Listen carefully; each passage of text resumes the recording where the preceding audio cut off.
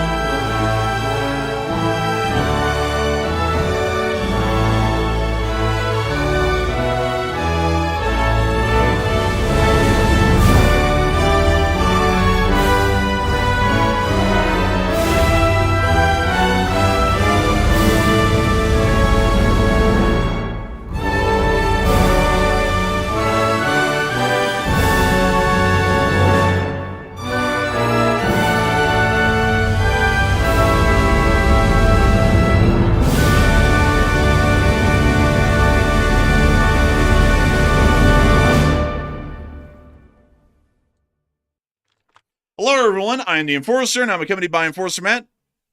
And good evening, folks. It's Enforcer Matt, and welcome back to day 1488 of the War News stream. And tonight we have some wild news to cover around the world. We are seeing that Tehran has been absolutely slammed once again by massive U.S. airstrikes, specifically hitting the missile cities or the sites around Tehran. We've also seen that U.S. officials have declared today, apparently, what seems to be imminent plans to invade Cuba, which is a hell of a situation in the midst of the Iran war. And also, the global energy crisis is truly beginning to take hold in HORMUZ, and we're seeing some disturbing trends today, and it's good to see you all once again. And of course, we're going to be covering the past 24 hours of news from around the world on our Sunday night fundraiser night for the incredible Gary Sinise Foundation, as we have been able to hear of significant developments around the entirety of the globe.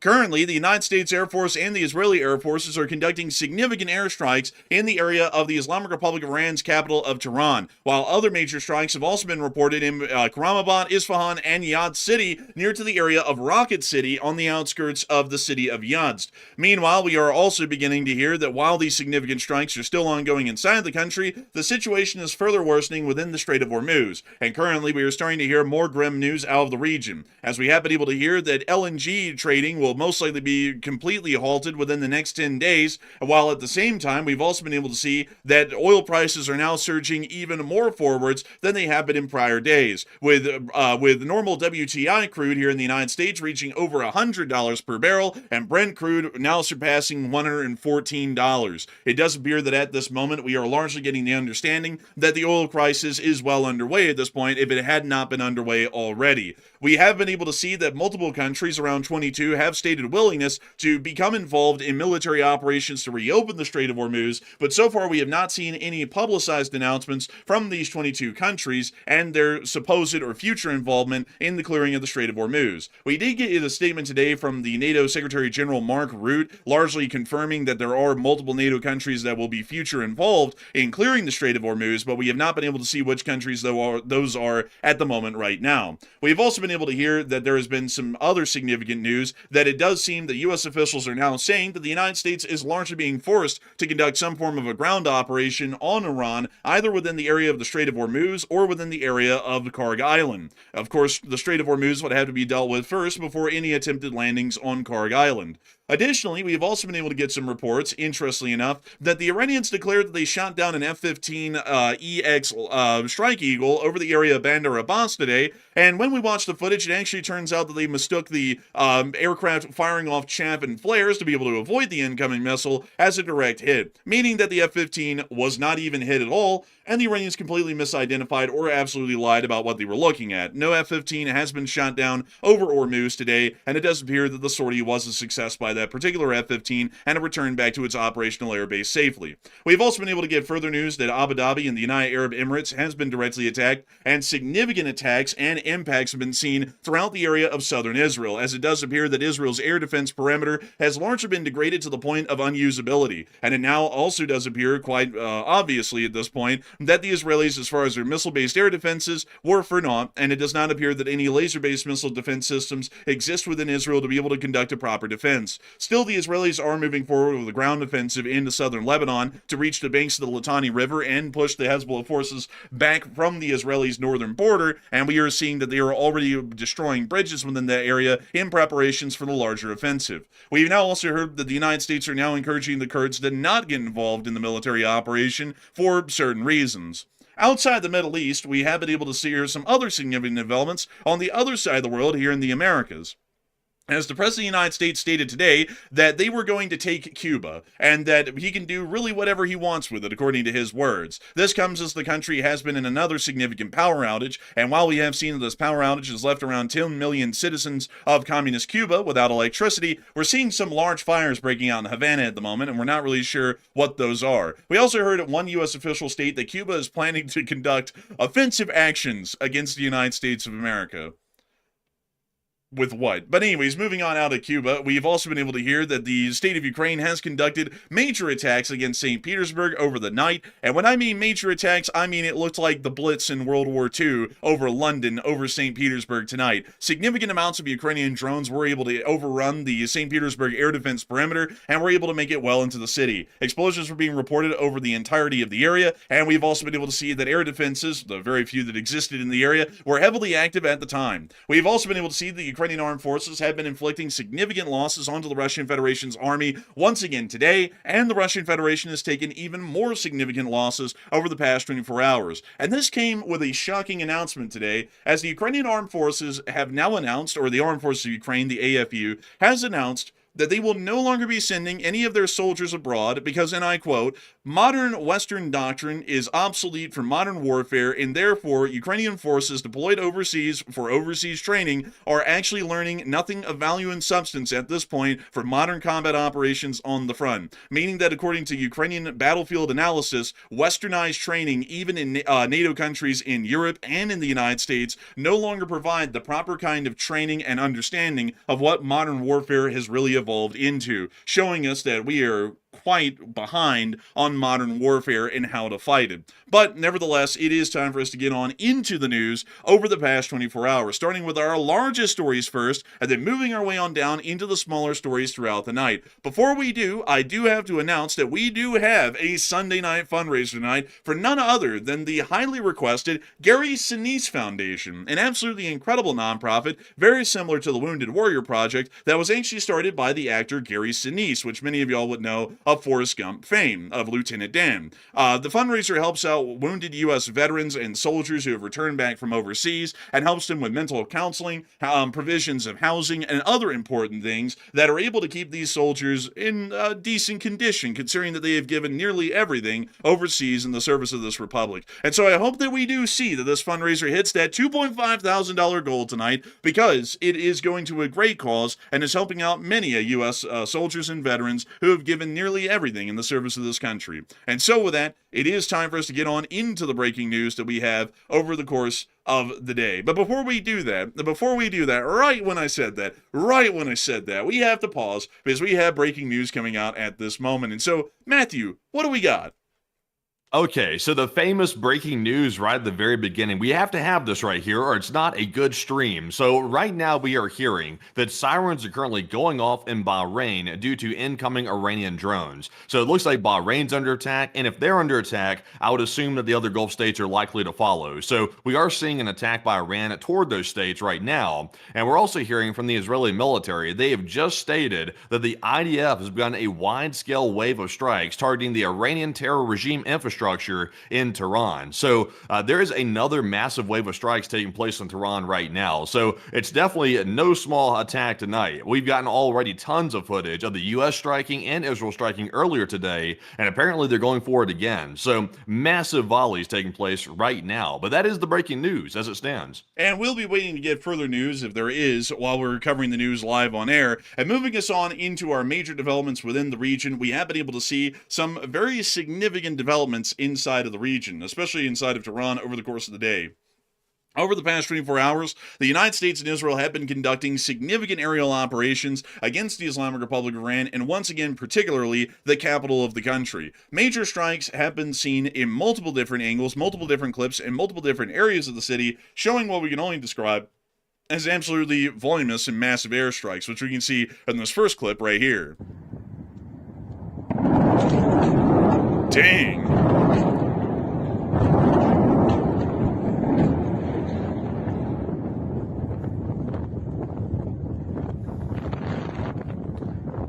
Good Lord.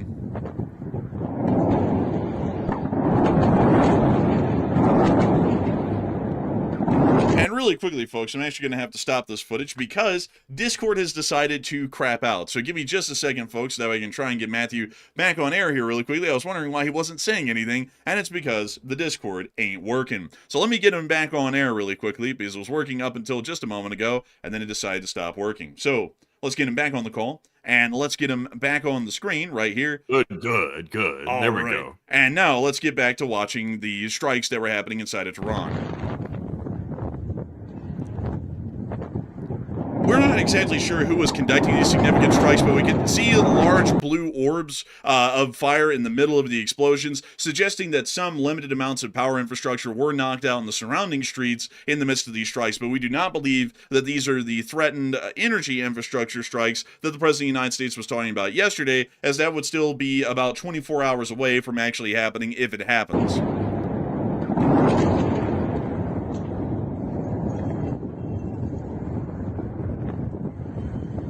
You don't think Israel's gone ahead and jumped the gun and started hitting the electrical sites, do you? Like that, because the U.S. gave the ultimatum about 48 hours. They're the ones who said that. Israel didn't say that. So I've heard that Israel's encouraging the United States to go and strike broad strikes across the power infrastructure inside of Iran. So I wonder if Israel might have jumped the gun, because that does look like electrical flashes in the distance, at least in my opinion, it appears like it.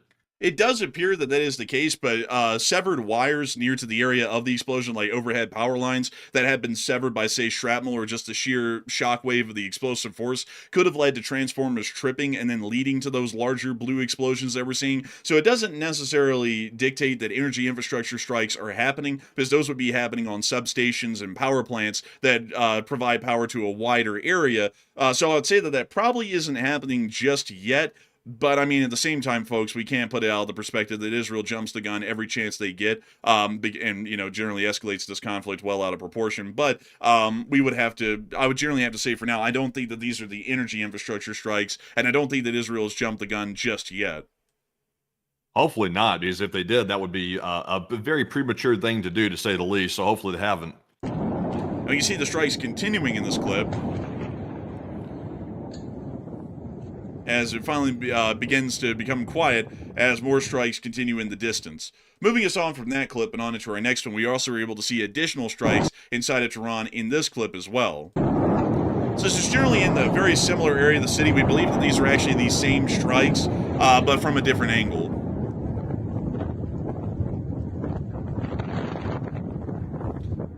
We see the major airstrikes once again from this angle, once again showing us those larger blue orbs of light coming from some sort of a transformer explosion or something along those lines.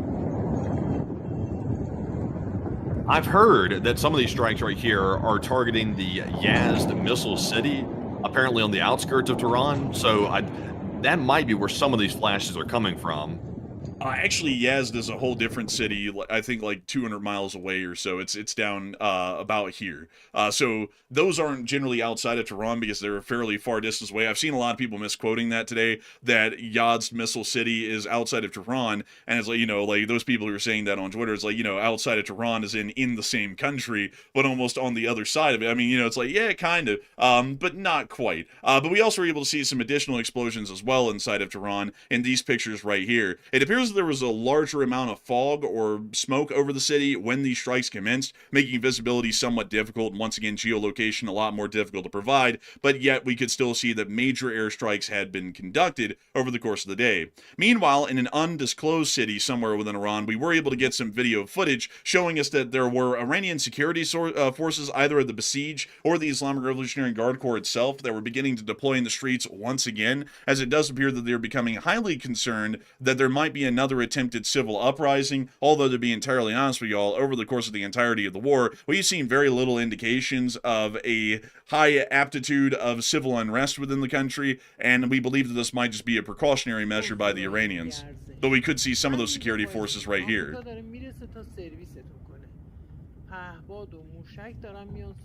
Those guys were actually in a normal car, but they are definitely in the Besiege's uniforms.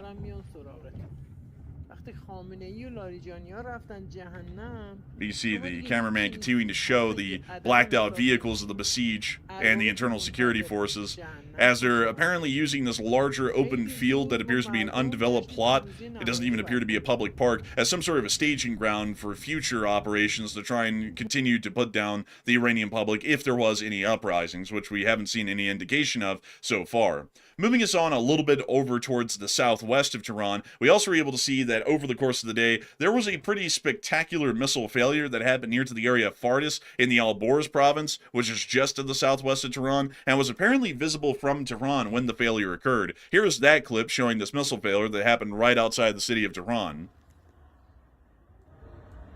You see the missile right there. You see, that's the opposite way. It's supposed to be going up and out, not down and out. And it's going out. They got that part right, but a little bit too close to home.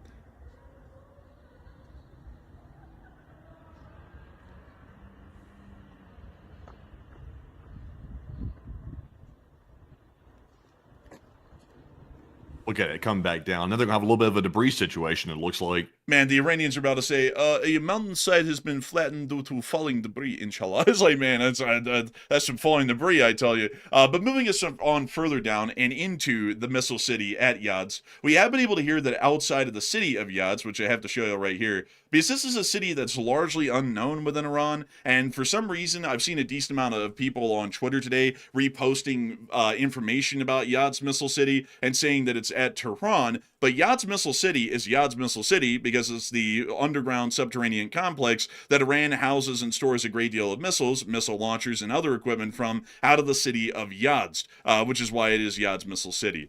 We were able to see that there were significant strikes being conducted at the missile city once again today, with the footage visible from Yazd looking over the mountain ranges nearby, showing us the strikes that are once again happening directly onto the location. Oh, wow. Bright it's like morning glory over the mountains right there, and also a little spotlight out front. Also, by the way, apologies, folks. There is a bit of a typo, as many people are pointing out right now. It says Ian, but it meant to say Iran. So if you see that there on the fourth option, I'm not accusing anybody named Ian of any type of, illicit activities or something like that. It's merely a typo. It means to say Iran. Let me say this. While Matthew's trying to be diplomatic, I got to tell you that Ian is a little shrimp. Y'all make sure to vote for that option because Ian is a weakling. He can't respond worth a damn. Moving on from that, we have also been able to see another clip from Yazd showing the strikes near Missile City. See how that guy just said in Farsi, Yazd, at the beginning of that? That confirms, folks, we are in Yazd. That's how I did geolocation on that clip. And also the other folks on Twitter did the geolocation that way as well. What is that, propaganda in the distance? I'm hearing some guy shouting on a loudspeaker. That doesn't sound like a call to prayer either. No, it doesn't. Maybe It's it's music, music. actually. I thought music was outlawed in Iran. I thought that was haram. Let me go pull that up. Is music haram in Iran? Okay, so music is not inherently banned in Iran, but it is tightly regulated and restricted based on Shari interpretations. Music deemed intoxicating, immoral, or Western is considered haram by authorities. So apparently that music, I guess, is falling through like the classification lines. I wonder if the song "God, Syria, and Al Bashar" it falls within the confines of being non-intoxicating music. I feel like you get drunk and stupid off of the just absolutely stupid lyrics of that song and the melody of it, but you know, that's just me personally. Still, Missile City has been absolutely slammed over the day once again, and this is about the second day in a row that we've actually seen that Missile City has been directly targeted and hit quite heavily, at least publicly, by U.S. forces within the region. We believe that this is an attempt to try and degrade Iran's missile and drone launching capabilities, as these larger underground bunkers and storage facilities like Missile City provide a decent amount of munitions so that way Iran can sustain their fire against Gulf state allies, U.S. forces, and Israel within the larger area of the region. Over in Isfahan, we also saw that similar strikes were also being conducted by the United States as well, and an IRGC base near to the area of Isfahan had been directly hit in strikes prior.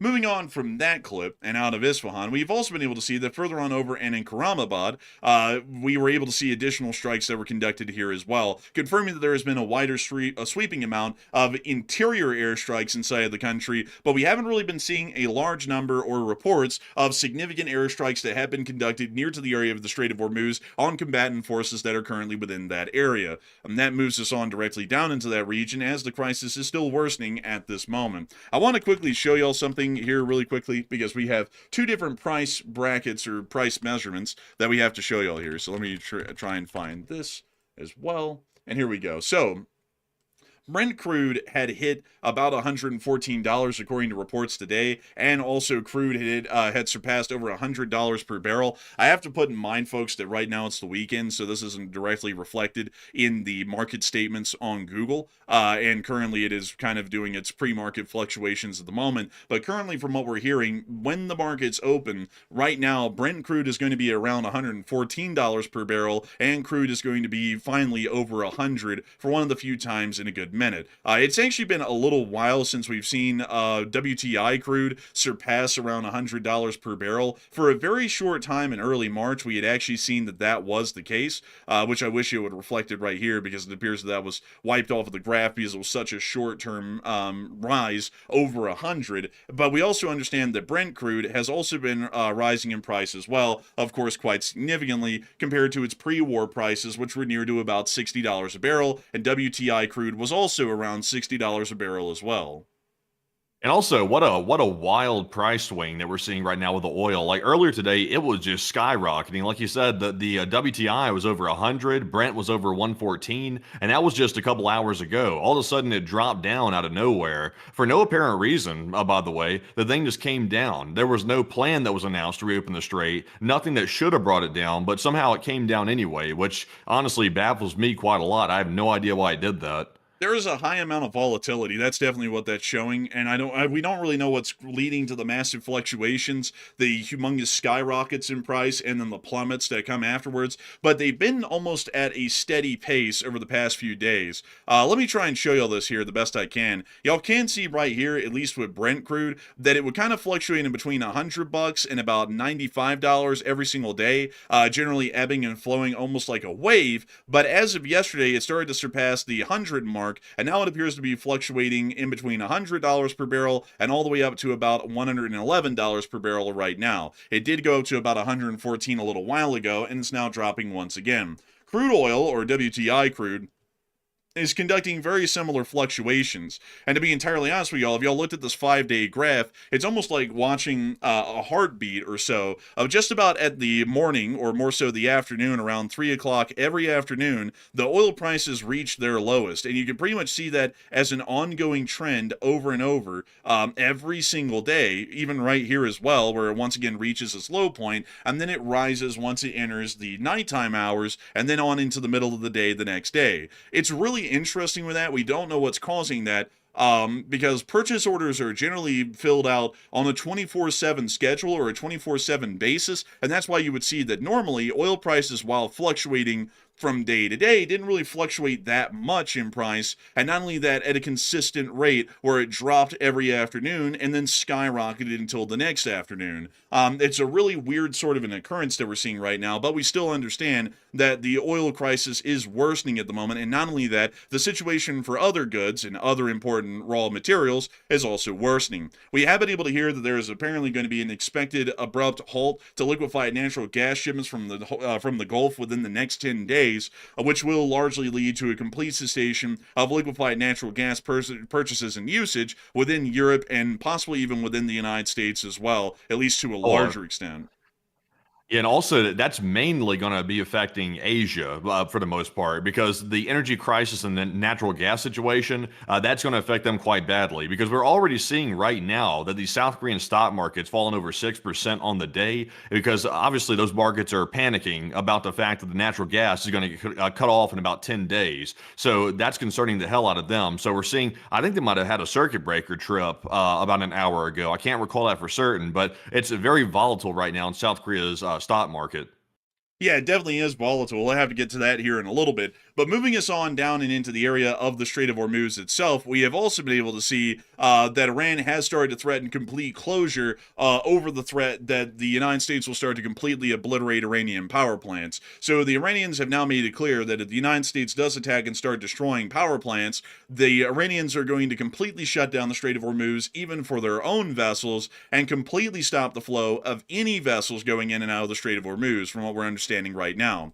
We have also been able to see as well that over the course of the day in the Strait of Hormuz, an F-15E Strike Eagle was conducting maneuvers and combat operations as a part of a sortie in the area, and the Iranians claimed that they had shot it down, but I'm going to show you all these clips here, and I'm going to point out the absolute hilarity of the claim that they shot this thing down. When you see that they are actively tracking on their air defense system, we believe it's a Majid, like the last air defense system that targeted the F-35, and in that whole clip right there, that's 13 seconds long, nothing happened. Now, here is the other clip, and this one's the interesting one, because this one is the one that technically the Iranians claimed showed the F-15 getting shot down and getting directly hit. Here's the clip.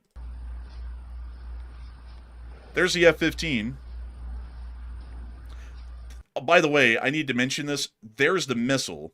So there goes the missile. It's completely missed the plane. Look at that. Also, by the way, is this the best resolution they have on their visual targeting systems? Because it's very zoomed out. This is about the best that we think they have, but this one's a lot more zoomed out than the last clip. This clip was a lot more zoomed in. This one wasn't. So for some reason they zoomed out at some point on the clip, which is a little bit interesting. But I want to point this out here really quickly, everyone. That's the missile that they fired.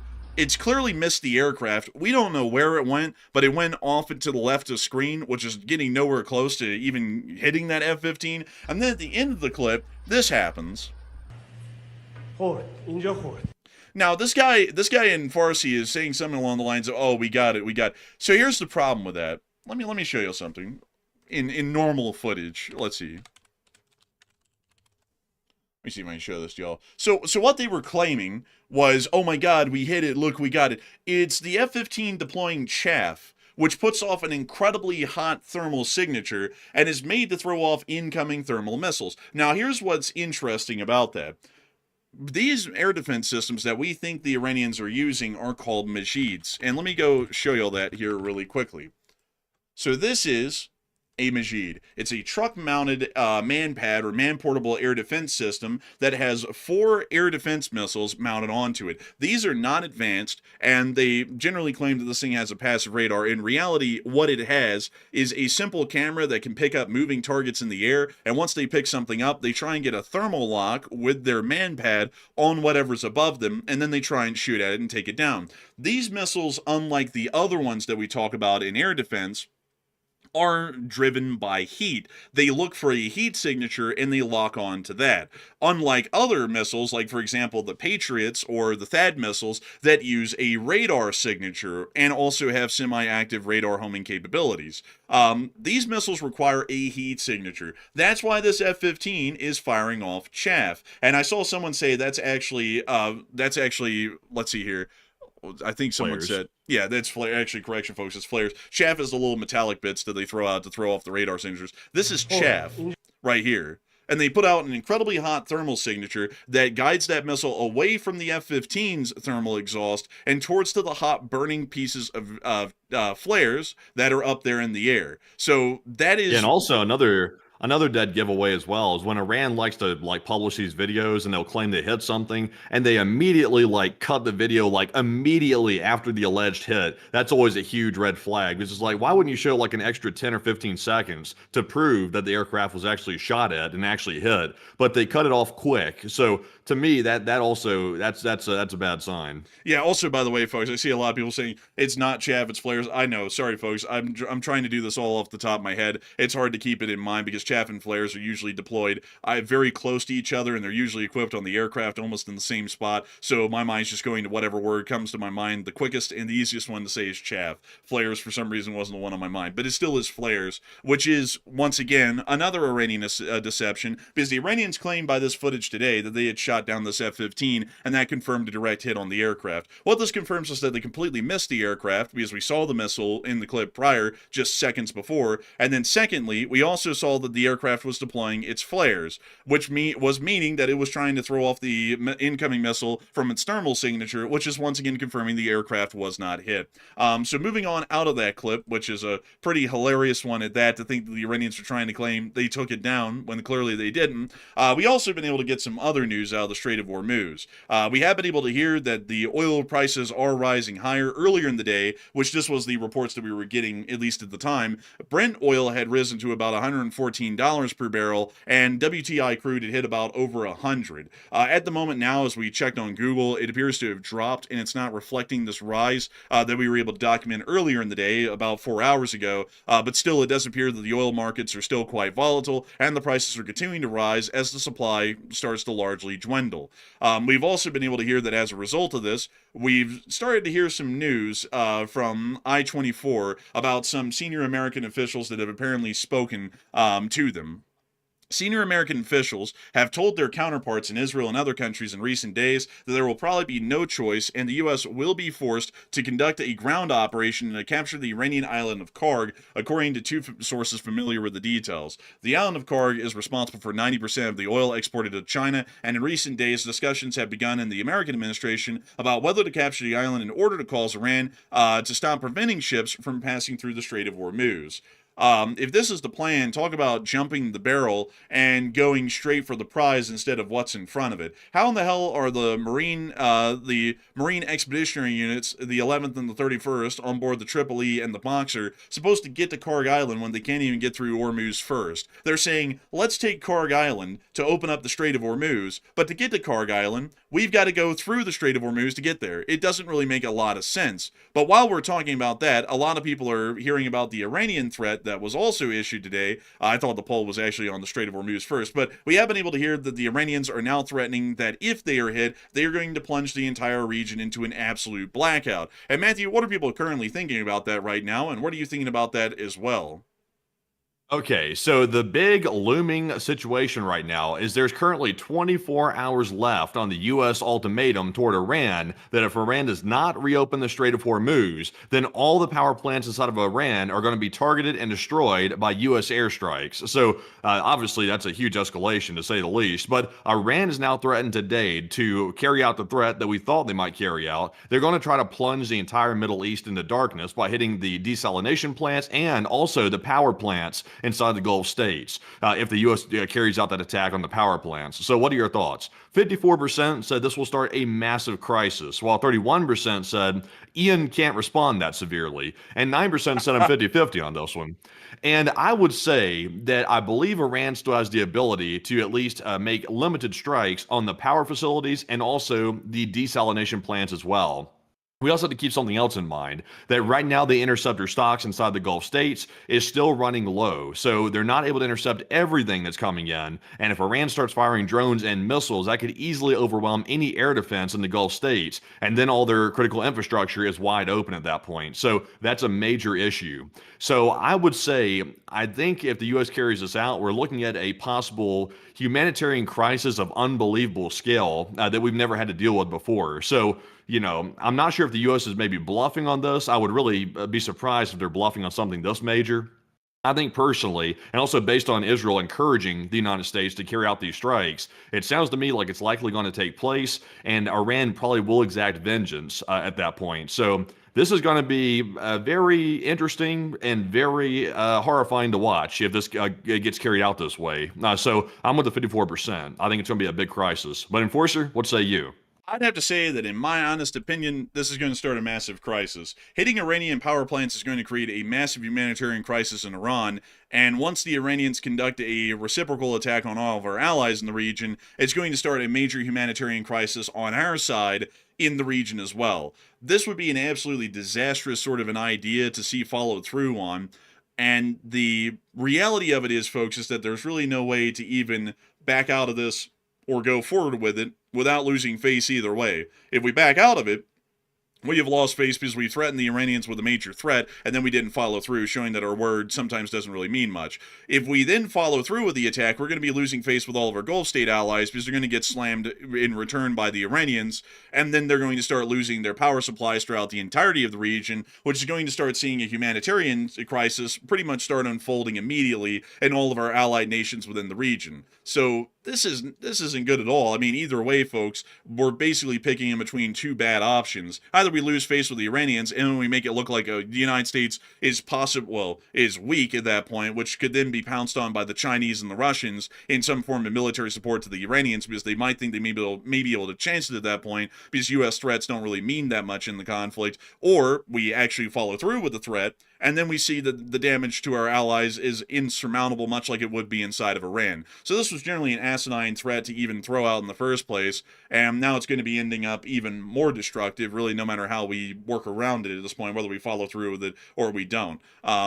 I would say, to be entirely honest with y'all folks, I think the better conclusion at this point, the better option out of the two poor decisions that we have at this point, would be to back off and not follow through with those strikes, because I think it would be a lot better for us to see the lack of a humanitarian crisis in the region rather than creating one by our very own hands. If the Russians and the Chinese try and pounce on the Iranians, we can try and face that down at a whole other situation, and that might be a little bit complicated and messy in its own sense, but we would generally have to try and deal with that instead of seeing a humanitarian crisis be created, because then also on top of that, what does that mean for the region going on from there in the long term beyond just tomorrow? If all of these countries start to see the United States basically got them screwed, and they're without power, and they're seeing massive humanitarian issues develop inside of their countries, why in the world would they want to be U.S. aligned in the future? And they might start to think that, and they might start to shift their priorities more towards the Chinese, meaning that we're basically losing our own sphere by our own actions.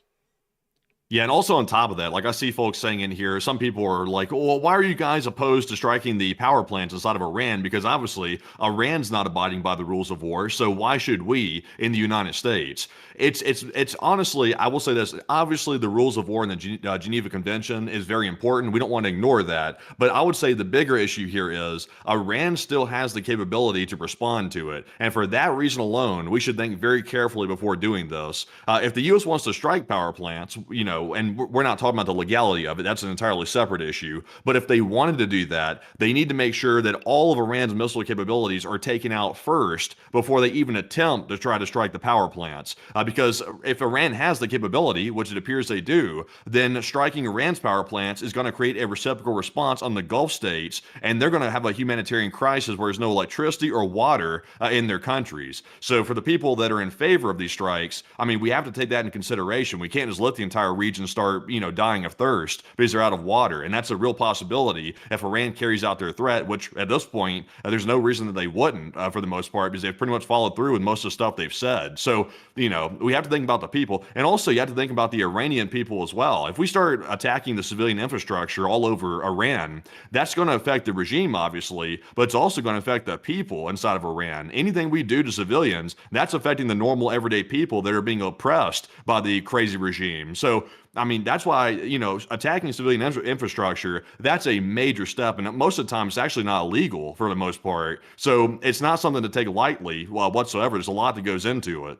Yeah, I would have to definitely agree with Matthew on that. I think the best way to describe that is, does the risk outweigh the reward? And in that sort of a scenario, the risk far outweighs any sort of possible reward we could get from attacking those installations. One, we turn a lot of people in Iran who were American allies into supporters of the Islamic regime, because now we are inflicting suffering directly upon those people, whether or not they supported the U.S. or the Islamic regime, meaning that we would see that a lot of support on the ground for a new government in Iran would start to fizzle out almost outright. We could almost guarantee that no matter what the Iranians do in response to the attacks. Once those attacks are conducted, and once we see that damage put into place, which that risk far outweighs the reward already, then the Iranians also have the ability to conduct a reciprocal attack against our allies in the region and strike and knock out their energy infrastructure. And we've already seen by days prior, folks, that the United States and our allied air defenses are not that voluminous and well-equipped to be able to stop every Iranian attack, and they've already proven that they were able to hit critical oil infrastructure that for most of these countries would be a top priority for defensive purposes, and yet they weren't able to defend them. So that means that power plants are going to be as vulnerable, because they would be about as high priority as the oil refineries and the oil loading ports. They're going to be as vulnerable as the oil facilities, meaning that those are basically open for the taking by the Iranians to hit and knock out. And if they do that to all of our allies in the region, not only is that going to sour their opinion of us, because they will have known that those reciprocal attacks were only conducted because we conducted an attack on the Iranian power plants, they're also going to possibly start shifting at the governmental levels inside of that region after this war is long said and done with, towards our enemies like the People's Republic of China, and possibly trying to align with them because they might be thinking that they would provide better security and better safety for them and their economic operations and security than the United States could, considering that the United States makes decisions recklessly that could end up damaging their abilities and their condition. Also, by the way, here's another thing that people haven't talked about yet either. The U.S. is jumping up the escalation ladder really quickly. Like, there's a series of escalations that take place in a war. Like, right now, they're jumping very high up on the ladder by starting to attack the power plants inside of Iran. So, when you jump up the escalation ladder that quickly, you start running out of options because you start taking away pretty much all your leverage at that point. So, that's very dangerous, because if you start doing things like hitting the power plants and then Iran retaliates by hitting the Gulf states power plants and desalination facilities, what's left at that point? The U.S. starts, reaching the end of the escalation ladder, and what's at the end of it is nuclear weapons. That's what's at the end of it, if we're talking about this realistically here. So, I mean, it gets dangerous really quickly, and that's why we should slow down a little bit here before we start going too berserk and making rash choices by hitting this, because I don't think the U.S. is ready for this humanitarian crisis that's going to be taking place. We're already kind of struggling with the Strait of HORMUZ situation. So now to also put a humanitarian crisis on top of it, that might break the camel's back right there. So I'm not totally convinced about it, to be honest. Yeah, I'd have to say I'm not really all too convinced on it either. And to also speak about another important topic that we've been already covering on the news so far, the U.S. is seriously considering an attempt to either force landing in the area of the Strait of Hormuz, or more so over in Karg Island. But much like we've been talking about here on the channel, there is a significant amount of risks and issues about the possibility of taking Karg Island. And this is what some analysts had to say today about this very situation. This is from other analysts outside of this channel. The U.S. troops may well take Karg Island, only to endure ballistic missile strikes, drone attacks, and petrochemical smoke, all without a reliable means of obtaining logistical support. The result could be a grinding war of attrition that more closely resembles the battle space in Ukraine than it does the shock and awe style campaigns that Americans are used to. Iran has given every indication that it will likely escalate by striking oil and gas facilities in the region, just as it did to Qatar and Saudi Arabia after the Pars South gas field was struck. Ground casualties and the destruction of oil infrastructure infrastructure throughout the region would almost certainly create pressure on the president to pull out, but extracting troops under loitering munitions is dangerous, and aircraft on the ground are prime targets for these circling drones. Conversely, if the United States managed to take a hold on Karg, the Iranian regime could find itself without the means to export its oil and unable to survive. Iran would then be forced to give the United States some, even much, of what it wants in exchange for control of the island. So it's a bit of a gamble, but once again, a fairly dangerous one. And I've seen a lot of people talking about Karg Island in the chat, and a lot of people who are, of course, I would have to say clearly, in the Department of Defense, because many people have been telling me, oh, Enforcer, you're absolutely wrong. You can go and take Karg Island every single day, and it would be no problem at all. You don't have to actually have the amphibious ready groups make it to Karg Island to support an offensive. You could just take it from some place like Kuwait or Bahrain. That's a great idea. Let's go look at the 82nd Airborne Division and its structural capabilities. So this is the 82nd Airborne Division in all of its glory. This is actually what it looks like to a general. You don't get to look at all the cool vehicles and stuff. Like, this is actually how the analysis side of things work. And this is how the 82nd Airborne is structured. So let me talk about what in the world would happen if the 82nd was the one charged with the responsibility of taking Karg Island.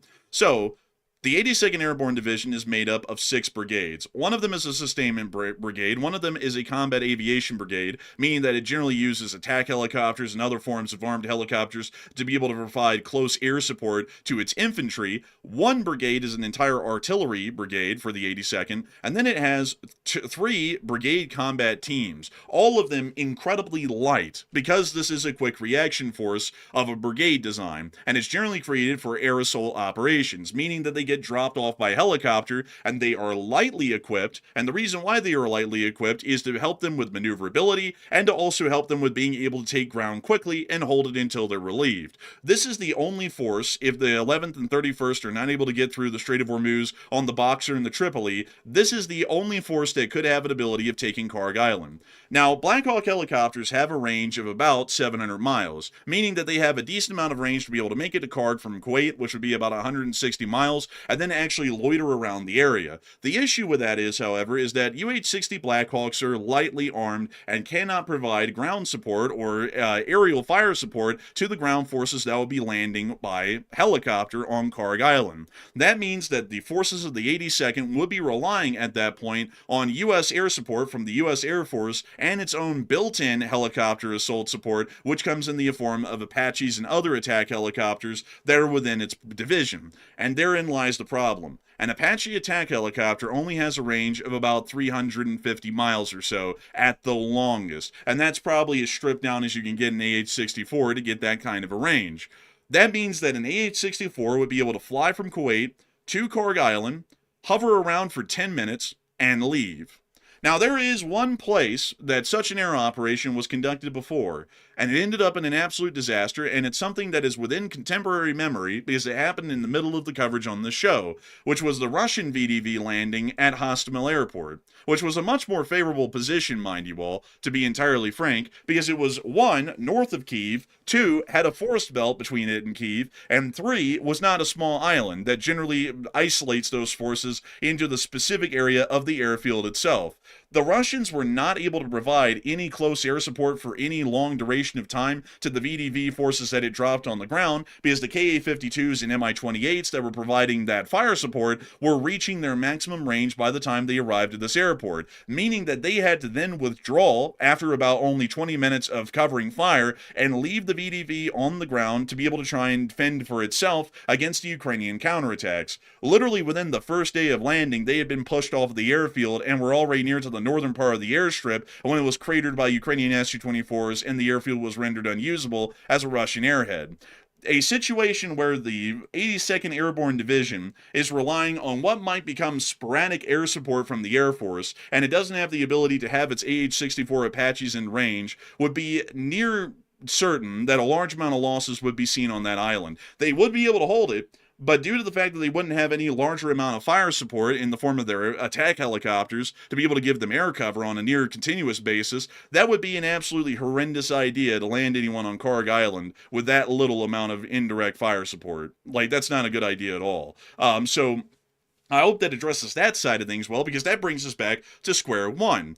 To successfully conduct a landing on Karg Island first, you would have to get through the Strait of Hormuz. And a lot of people are talking about this idea right now because there was a certain senator today that said that taking Kog Island would be like taking Iwo Jima. And a lot of people have been talking about that guy and what he said. And Matthew, what are people thinking about it? And what are you thinking about it as well? Okay, so we are seeing that today, U.S. officials have begun comparing a possible Karg Island invasion, which is responsible for about 90% of Iran's oil exports. They're comparing it to Iwo Jima, which honestly, that's a crazy work right there with that comparison. That's wild to even make that comparison. But is it a good idea or not? Putting that whole goofy comparison aside, it looks like 46% said no, it's a very bad idea, while 30% said it's a good idea, and 13% were 50-50 on it. And I will say this, our Marines are very competent and they're very, very good warriors. They can definitely take Karg Island. I'm very confident in that. They know what they're doing to the umpteenth degree. But the problem is, though, it's not about landing on the island. It's about holding the island. The troops are going to be bombarded by Iranian missiles and drones the moment they set foot on the island, and they are not going to have a chance to fortify positions to protect themselves from future missile attacks. So essentially, what's going to happen is they're going to become fish in a barrel, basically. And because of the geographic limitations of Karg Island, with it being a very small and very contained, compact island, it's very easy for Iran to target the troops and pretty much use very limited missiles to hit our troops. So we're going to take some pretty bad casualties trying to hold Karg Island. So in my opinion, the better solution that would achieve generally the same thing would be simply to destroy the oil infrastructure on Karg and let that be it. If we need to take a step that drastic, don't put our guys in very bad harm's way by putting them there and expecting them to hold that island, because it's not going to be easy whatsoever to do that. We're going to take massive casualties. Simply achieve the same objective by airstriking the infrastructure, so that way Iran can export that oil. That's my idea. But Enforcer, what say you? I'd have to say that generally an attempt to take Karg Island at the moment right now would be a horrendous idea. It's jumping the gun massively because, how do I explain this? It's going for Berlin when we haven't even landed in Normandy. Now, have you heard a World War II general folks say, I got an idea, let's just drop the 101st Airborne on Berlin in the middle of like 1943? People would go, General, are you mentally unwell? Do you need a psychiatric analysis, because you sound like you're insane? You're absolutely stupid. Who the hell would ever think of that? You haven't even gotten close to Berlin yet. Why the hell would we drop anyone on Berlin? That's basically the same thing as this. There is no reliable way for us to provide air support right now to anyone who gets dropped on that island. They basically get dropped there and they're left. That is a stupid idea. We're basically asking for all those guys to get wounded and killed at that point because they're literally on their own. That's just dumb. I mean, that is the dumbest thing I've ever heard, and I don't know why in the world people are acting like this is a smart idea. Because I'm not saying that taking Karg is unrealistic. I'm not saying that it's absolutely stupid around the board.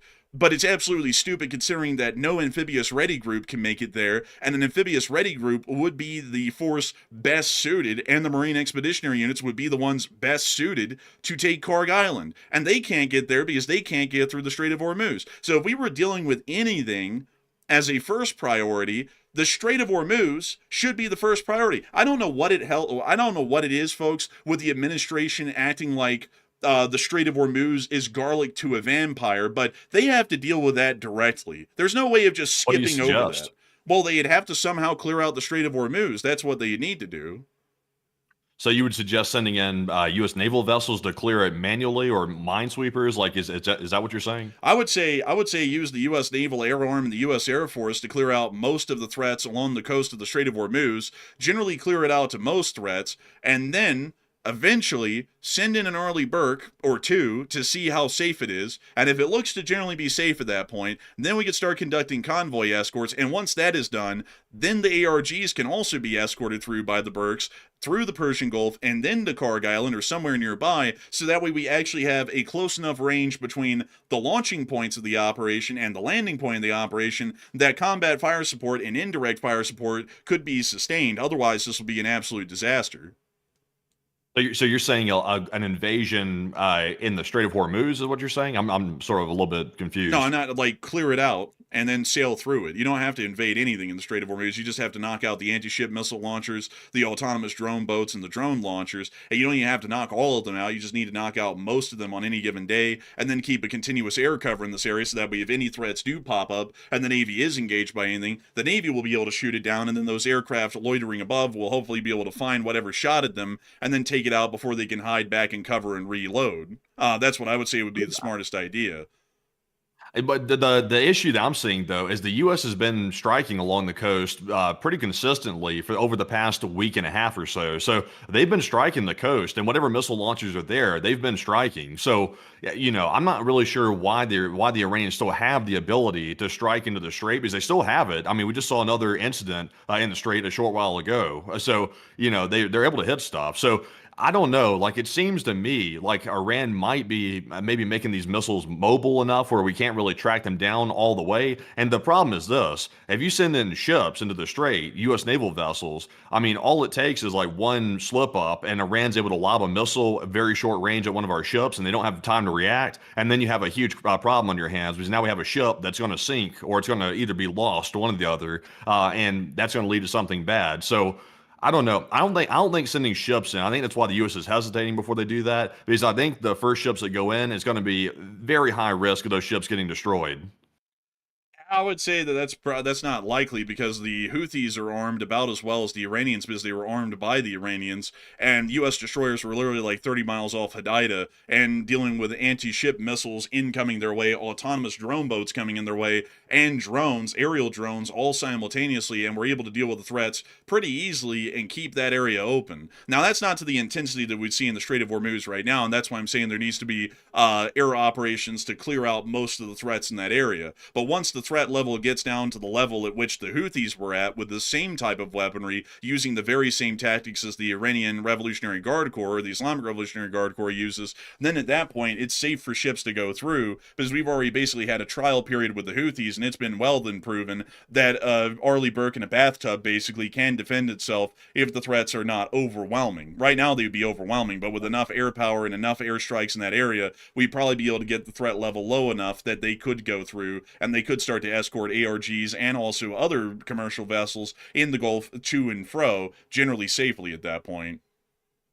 Me personally, if I was making decisions, I would completely rule out sending any U.S. naval vessels into the strait, even if they were able to somehow knock out most of the anti-ship missile launchers on the coast. I would still rule it out, because Iran still has their drone boat fleet that we've not been able to destroy yet, and that's a huge risk. Those can take out entire naval vessels if they launch one of those, and they're also hard to shoot at and they're hard to detect. So that's a huge problem, and that's a capability that Iran still has. Also, there are mines floating around somewhere in the Strait of Hormuz, about 10 to 12 of them that we've been told about. There's some of them floating around, so we don't know where those are at either. So that's another threat. So, and also obviously the anti-ship missile threat is still existing as well. And I don't think there's any way you can completely eliminate that threat, because like we're seeing now, they don't know where they're all at, because they're mobile TEL launchers and they move around a lot. So I mean, that's a triple threat. I mean, that's bad. That's really bad. So that's why I think they're not sending ships in. And me personally, I wouldn't either, because imagine if we send ships in and then they're able to lob a missile or a drone boat and they sink one of our vessels. That's going to be horrific if they do something like that. But at the same time, though, that's almost under the premise that the Navy is almost unarmed and helpless, nearly. Like in your analysis, they can defend against these incoming threats. They did that against the Houthis with anti-ship missiles being fired at them at near point-blank ranges, the same types the Iranians have right now, and they were able to defend against those. And also on top But of not that... drone boats. Well, I mean, there were drone boats. The Houthis had some, and those were also dealt Yeah, with as well. But these are in a choke point. They've got a lot of drone boats in a choke point. So I mean, if they deploy, like, let's say 10 drone boats and they try to target one U.S. naval vessel in the choke point of the Strait of Hormuz, I mean, that's really bad. That ship's going to have a very hard time defending itself. And if one of those hit, the ship is pretty much done for. Well, back in the day, I mean, like, the Strait of Aden is not that big either. I mean, the Strait of Aden at its widest near Al Hodeidah is only about 80 miles wide. And there were U.S. naval vessels even operating down near Mocha as well, which is an even smaller strait than the Strait of Hormuz. And generally, from what we know, most U.S. vessels that were engaging in dealing with Houthi threats back in 2024 and 2025 were engaging at ranges from the very middle of the Gulf or the Strait of Aden, which is about 30 miles away, which gives them about as much response time if we were to measure from the coast here on the Iranian coast to the middle of the strait. That's about 30 miles as well, meaning that they would still have literally it's literally an analogous environment. It's the exact same engagement distances and ranges, and if the Navy was able to defend themselves back then, the Navy could defend themselves in the strait right now, as long as most of the threats are cleared out. And as far as the mining is concerned, you deal with that once you deal with most air defense threats in the area. You then try and send in the demining vessels to be able to start work on that, which will still take some time to be able to find the mines and clear them, but you have to start somewhere, and acting like the Strait of Hormuz is completely untouchable is only screwing ourselves over with each passing day, because you eventually have to clear it. I mean, if we act like this thing is completely untouchable, we've already lost a war right now, basically.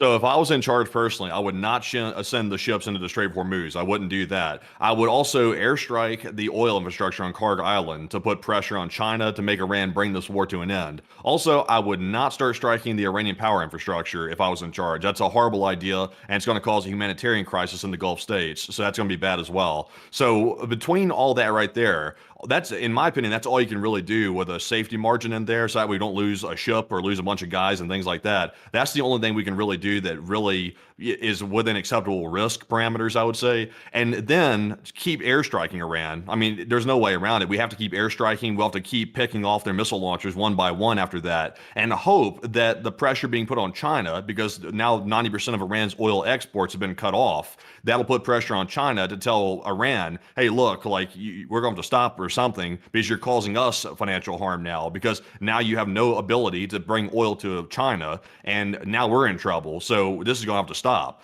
I think that's the best way forward. That's obviously not a great solution, I'll be honest. It's still a crappy solution, but we're kind of at the point where you have to pick one of the better of the worst options at this point, because we kind of walked into a bit of a quagmire, as Paul said in the chat. So you're kind of left with crappy options, but I would say that's the best of the crappy.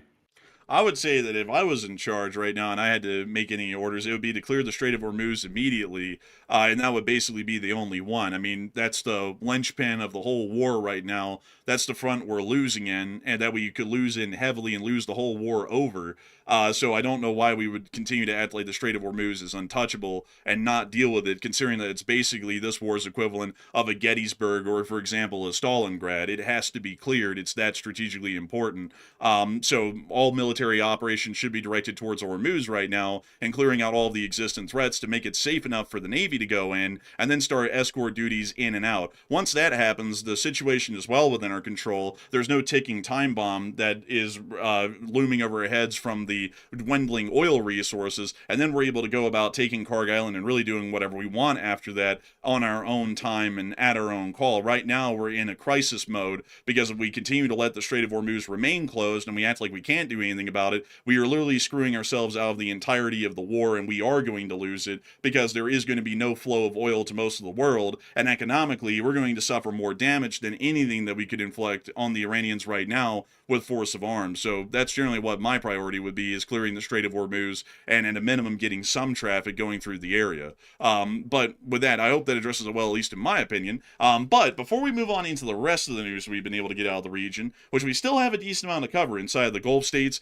and also inside of Iraq and generally the Israeli region of the Middle East, we do have to make sure to get to a couple of questions, because over the course of about an hour and 7 minutes, 109,000 people have watched this stream. And over the course of the entirety of the show, our fundraiser for the Gary Sinise Foundation has been doing pretty decently. It has reached $2.3 thousand out of its $2.5 thousand goal, meaning that we are just about $200 away from the fundraiser goal, which is absolutely unbelievable. And Matthew, who are some of those top donors tonight?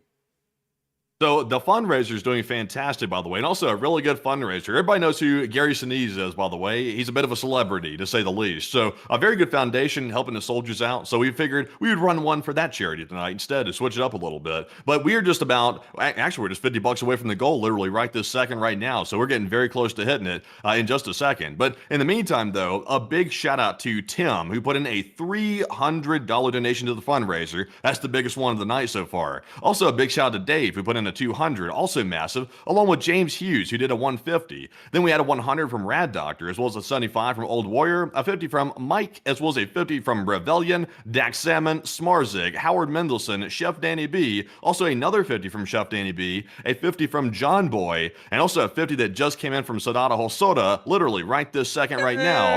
And we have smashed the goal. The goal has been smashed, folks, literally right this second. The goal has been smashed as we speak. The goal has been smashed, kind of like Iran's going to get smashed before the war's over with. It's just taking a little bit longer than usual. But also a big shout out to Yanara Sokafor as well for throwing in a 50. And also, let me make sure I didn't miss any here. I need to remind me one more.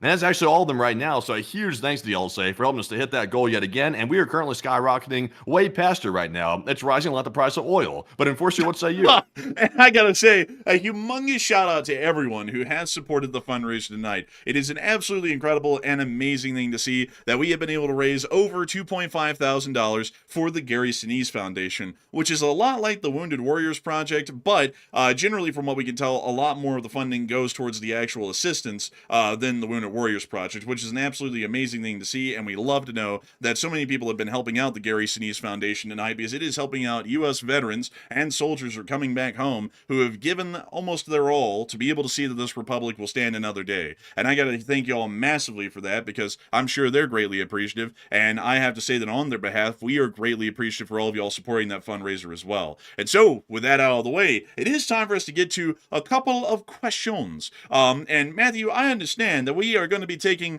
from what I've heard, Matthew, I think management has said, well, you know, the folks up there at you know, the headquarters, they've said that we can only take 3 questions in this segment right now, and then we got to move on into the rest of the news. So what do we got, Matthew? And also, by the way, I just want to make a comment real quick. Like, the people are going to realize in this country, and also the people in the chat too, that you're going to have to stop going to the nearest drive-through coffee house and ordering a mocha horchata latte, Americano, frappa latte. You're going to stop ordering all that stuff, okay? Because you're going to save your $5, because you need that $5 to go an extra 10 miles, by the way. So stop spending money on coffees, damn it, because you can't have any luxuries anymore. No more luxuries. If you try to go get a luxury, you're freeloading.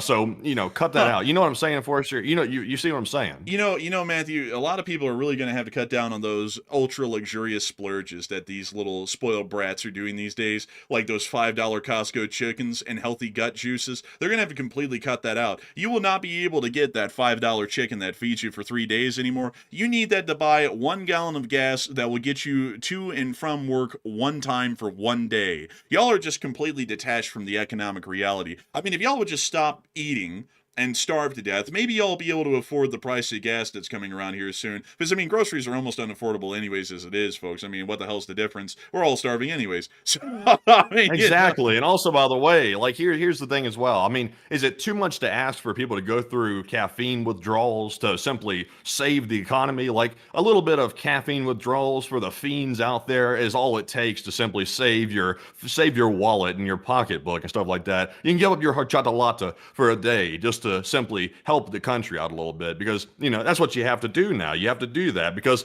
when gas becomes about 20 to 30% of your monthly budget, in addition to rent being about 150% of your monthly budget, you have to be able to, you know, manage your money. You have to stretch your money a little bit more. You have to stretch the dollar, make the dollar work for you, but put it in the bank. But you can't really put it in the bank, though, because you got to live, so you can't really save it. So, you know, no more horchata latte, and that's going to be the end of the story. Oh, and Matthew, all these truck drivers, but the price of diesel. Oh, well, grow up, pansy. I mean, sure, you're literally losing money every time you drive the 18-wheeler now, even with a loaded trailer, but who gives a shit? People back in the 50s, you know, they basically worked for free, because everybody back then clearly didn't have to worry about money and economics and finance and such. That just doesn't make any sense. Yeah, wait a minute, what? The airline said they're running out of fuel in a month. Well, have they ever heard about flying a plane on hopes and dreams? That fills a tank.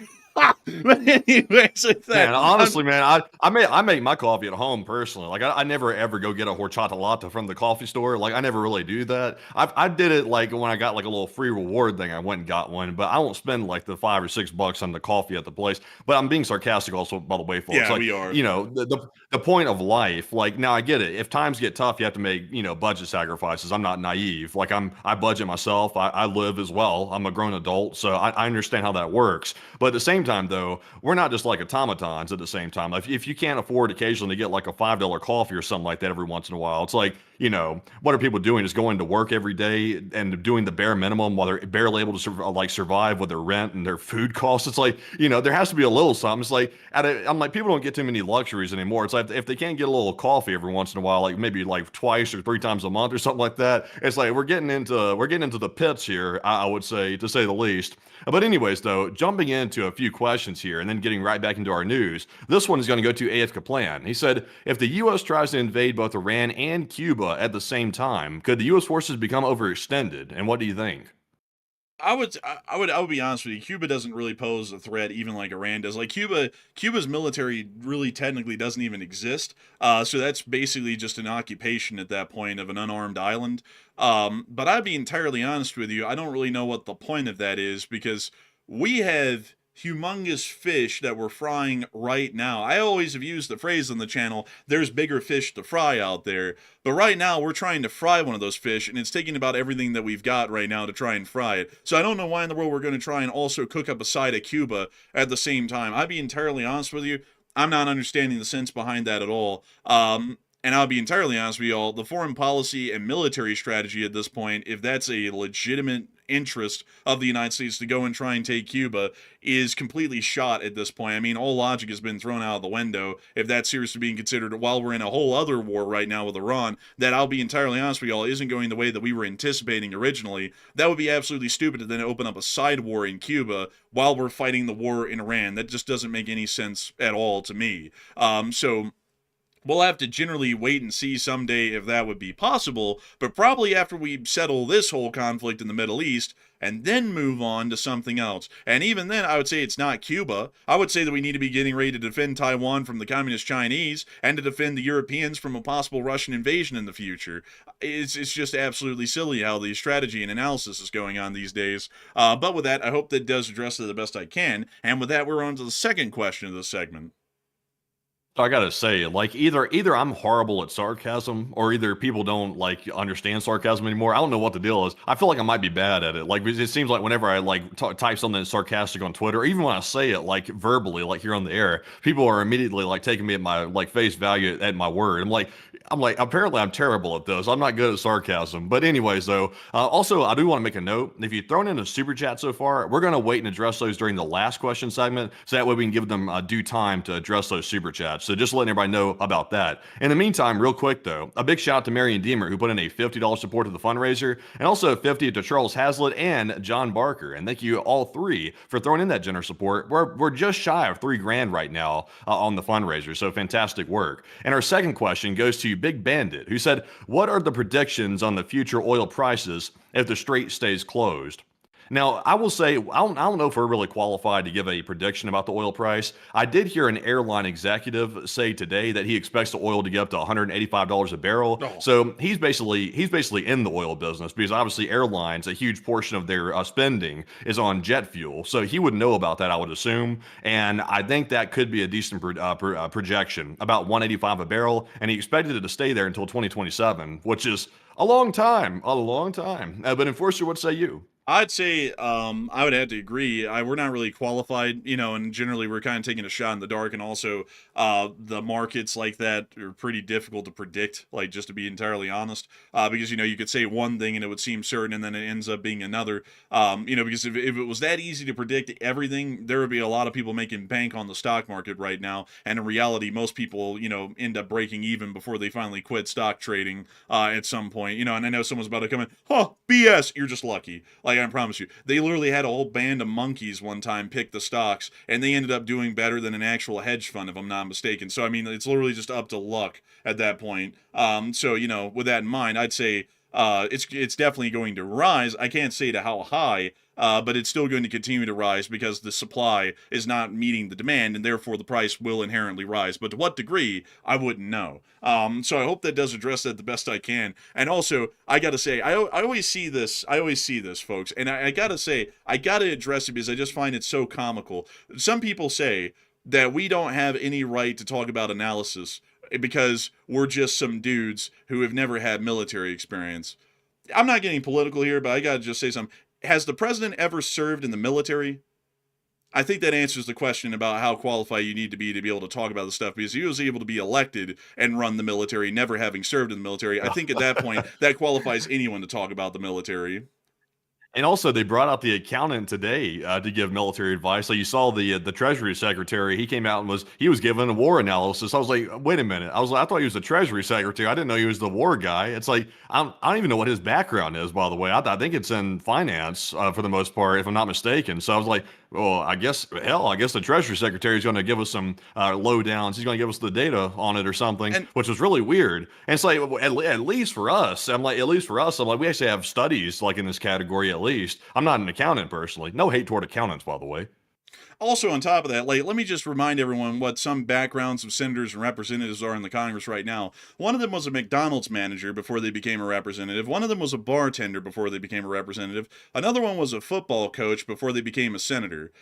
So I'm just going to ask you, out of people who have basically been career McDonald's store managers, bartenders, and football coaches, how the hell are they more qualified to talk about this than us, with Matthew having a political science degree and then me having a history degree? I mean, at least we're kind of studied and academically learned in the field that we're talking about. Other people have literally come from running a McDonald's restaurant in like Nebraska and then went to being in the U.S. House of Representatives. Everyone acts like their analysis has any sway. Yeah, and I'm just being entirely frank. I mean, like academically, that doesn't really stand up to scrutiny.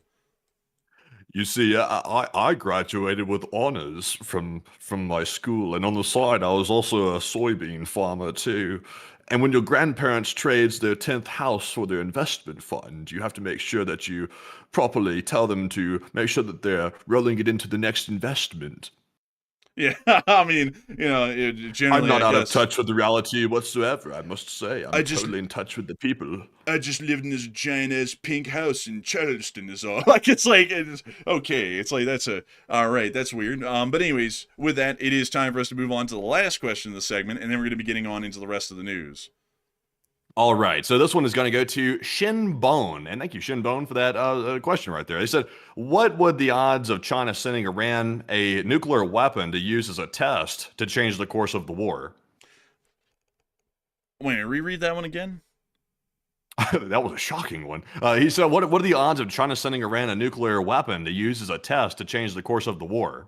Highly unlikely. Nobody would really want to provide a nuclear weapon to Iran because nuclear weapons have more of an effect as a deterrent than in actual use. So I would say that that's probably highly unlikely, because also if the Iranians fired off a nuke at anybody, everybody in that country is going to be dead within the next hour. Like, I can promise you that. At least a third of them will be dead, maybe even half of them. And generally, the Iranians would know that as well as anyone else. And martyrdom's cool and all to them, ideologically. But generally, at that point, there isn't even a nation left standing after that attempt to be able to say that they really showed us what for, because they're going to get nuked reciprocally by us, or by the Israelis. Because while they're not officially a nuclear power, we all know that they have nuclear weapons. But anyways, with that, I hope that does address that the best I can, at least in my opinion. And with that, folks, it is time for us to move on and into the rest of the news that we have for the night, as we do have a significant amount of news that has been coming out of the region. Moving us on up and into the area of northern Iraq, we have been able to hear that apparently the Kurds are now no longer going to be involved. During the first day of the war, Israeli jets and bombers pounded the Iranian military and police targets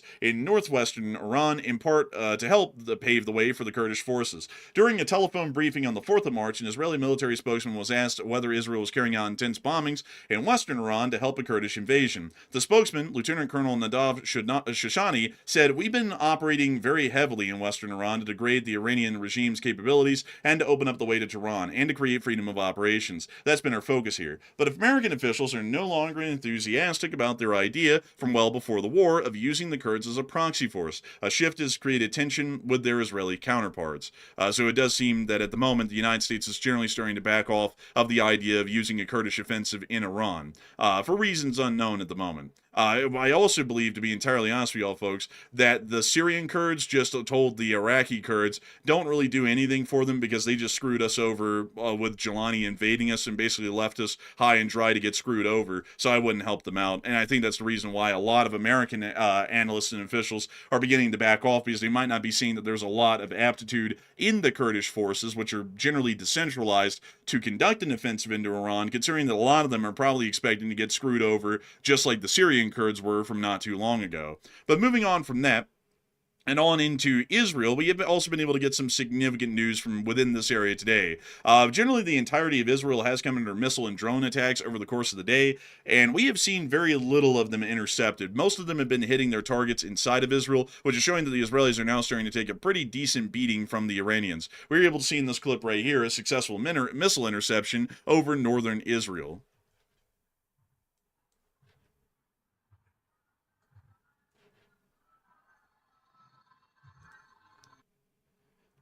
This is one of the few recorded examples that we have, at least of today, of any attempted interception that appears to have been successful inside of Israel.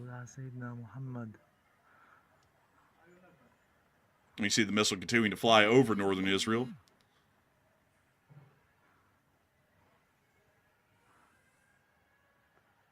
We hear what sounds like the faint sound of an air siren in the distance as well.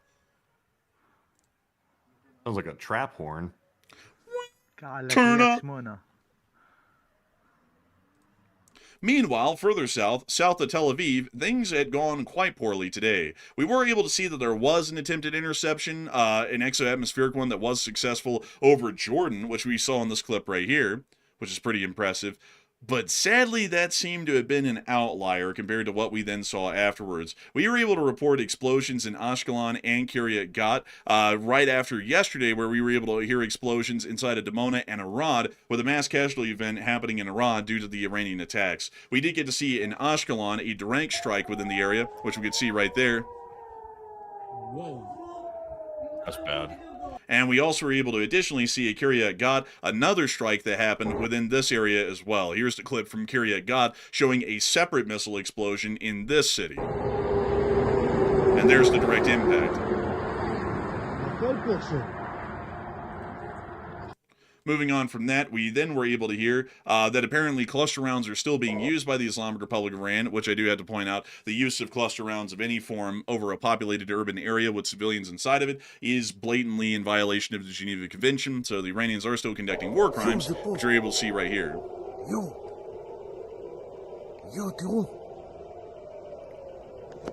See the missile coming in almost with a distinct sort of a wobble in its flight path.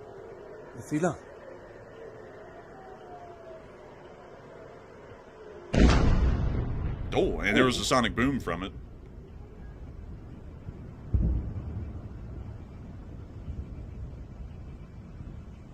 Everybody's saying that dude was hauling ass. I'd be hauling ass too if I saw this going on. I'd be putting it down to the floor. Oh, speaking of which, I was peeling out. Damn. I was peeling out.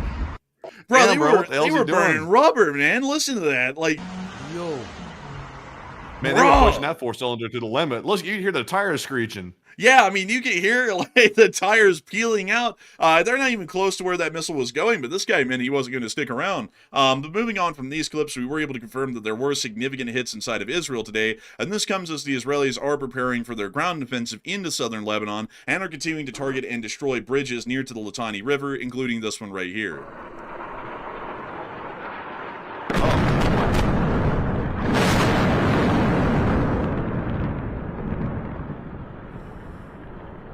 Wow, yeah, I think that's out. Yeah, I think that bridge is generally knocked out. We've been hearing about a decent amount of these strikes over the course of the day. That was really the only one we had footage for. But it does appear that the Israelis are still conducting preparatory airstrikes and ground actions to get ready for a ground offensive into southern Lebanon. Generally, they conduct a decent amount of preparatory work for that, and then they finally move in. So it might be a good while before we ever see Israeli forces step across the border and start advancing to the Litani River inside of southern Lebanon. But with all of that news out of the way, we do have to talk about a fairly interesting statement that was made today by the President of the United States. Before I get to the America's news, because this generally was one that I didn't put down, because we had nothing but clips of it, and the clips looked like they may have been copyright, so I didn't put them on the map. We were able to hear that the President of the United States mentioned using unthinkable weapons on Iran, and generally stating that the war could be over within seconds if these weapons were used, and that's really something to think about, and didn't decline to rule out the use of these weapons. We generally believe that those were most likely nuclear weapons that were being insinuated to be used, as there really isn't any other weapons that are unthinkable of, except for that of a nuclear weapon. You know, any other weapon, for example, you know, like a conventional bomb or a guided missile of some sort, Well, that's well within thinkable reason. We were already using those in Iran. It'd just be different types of greater abilities. But this statement here is suggesting that it's a weapon that has never been really used before and would be unthinkable to use. And the only weapon that's unthinkable to use in the modern imagination would be that of a nuclear weapon. And this has led a lot of people to wonder, what in the world is the United States trying to say, or more so the president trying to say by that claim? And Matthew, what are people thinking about that? And what are you thinking about that as well? Okay, so we will not be listening to the clip, by the way, so everybody can rest easy with that. But it looks like the statement that was made mentioned unthinkable weaponry, and also said you don't even want to think about it. You could end this thing in 2 seconds if you wanted to, and then ... and then he jumped to a different topic. So a very interesting statement, by the way. And in fact, it just happens to coincide that the night prior on the live stream, I said that we cannot rule out the fact that nukes could be used on Iran if this thing starts spiraling out of control. Worse than it already is. And people said, Matt, that's crazy talk. They'll never do that. And then sure enough, what did we hear today? We heard a wild statement. So now that we've heard that statement right there and they declined to rule it out, what are your thoughts? What was the statement really meaning? 37% said the U.S. is threatening nuclear weapons, while 34% said the U.S. is simply thinking it over, while 17% said it seems ominous, but I'm 50-50.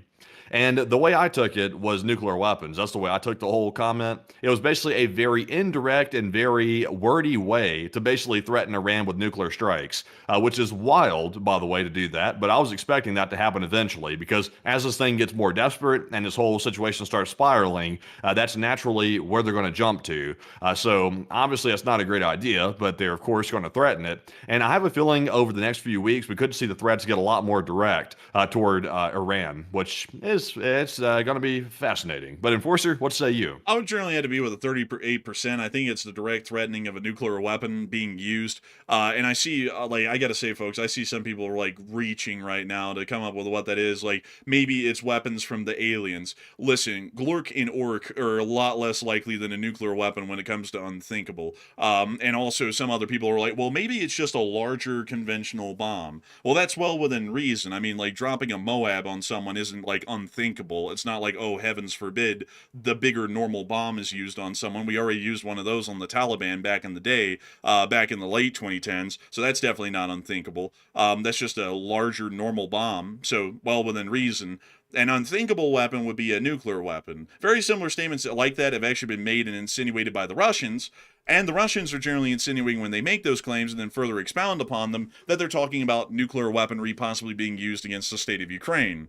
So it's clearly indicating that's most likely a nuclear weapon. I mean, if we just went off of common sense, I mean, going with a weapon that's clearly in our arsenal that would be unthinkable to use, a nuclear weapon, versus Glip-Glop's laser beam from space from Super Galactic 9, a lot more unlikely if we're talking in realistic senses. Also, on top of that, if we had Glip-Glop's laser beam from Galactic 9, why the hell wouldn't we be using that on the Iranians right now? It doesn't, it's just a more effective normal weapon at that point. Nothing wildly crazy. So, I hope that does address that the best I can. I think that's largely a threat of a nuclear weapon possibly being used, which is absolutely insane. And also on top of that, that's absolutely uncalled for if that is the case, because Iran is a non-nuclear country. They were trying to develop a nuclear weapon, but they don't have one, and they don't have any usable nuclear weapons.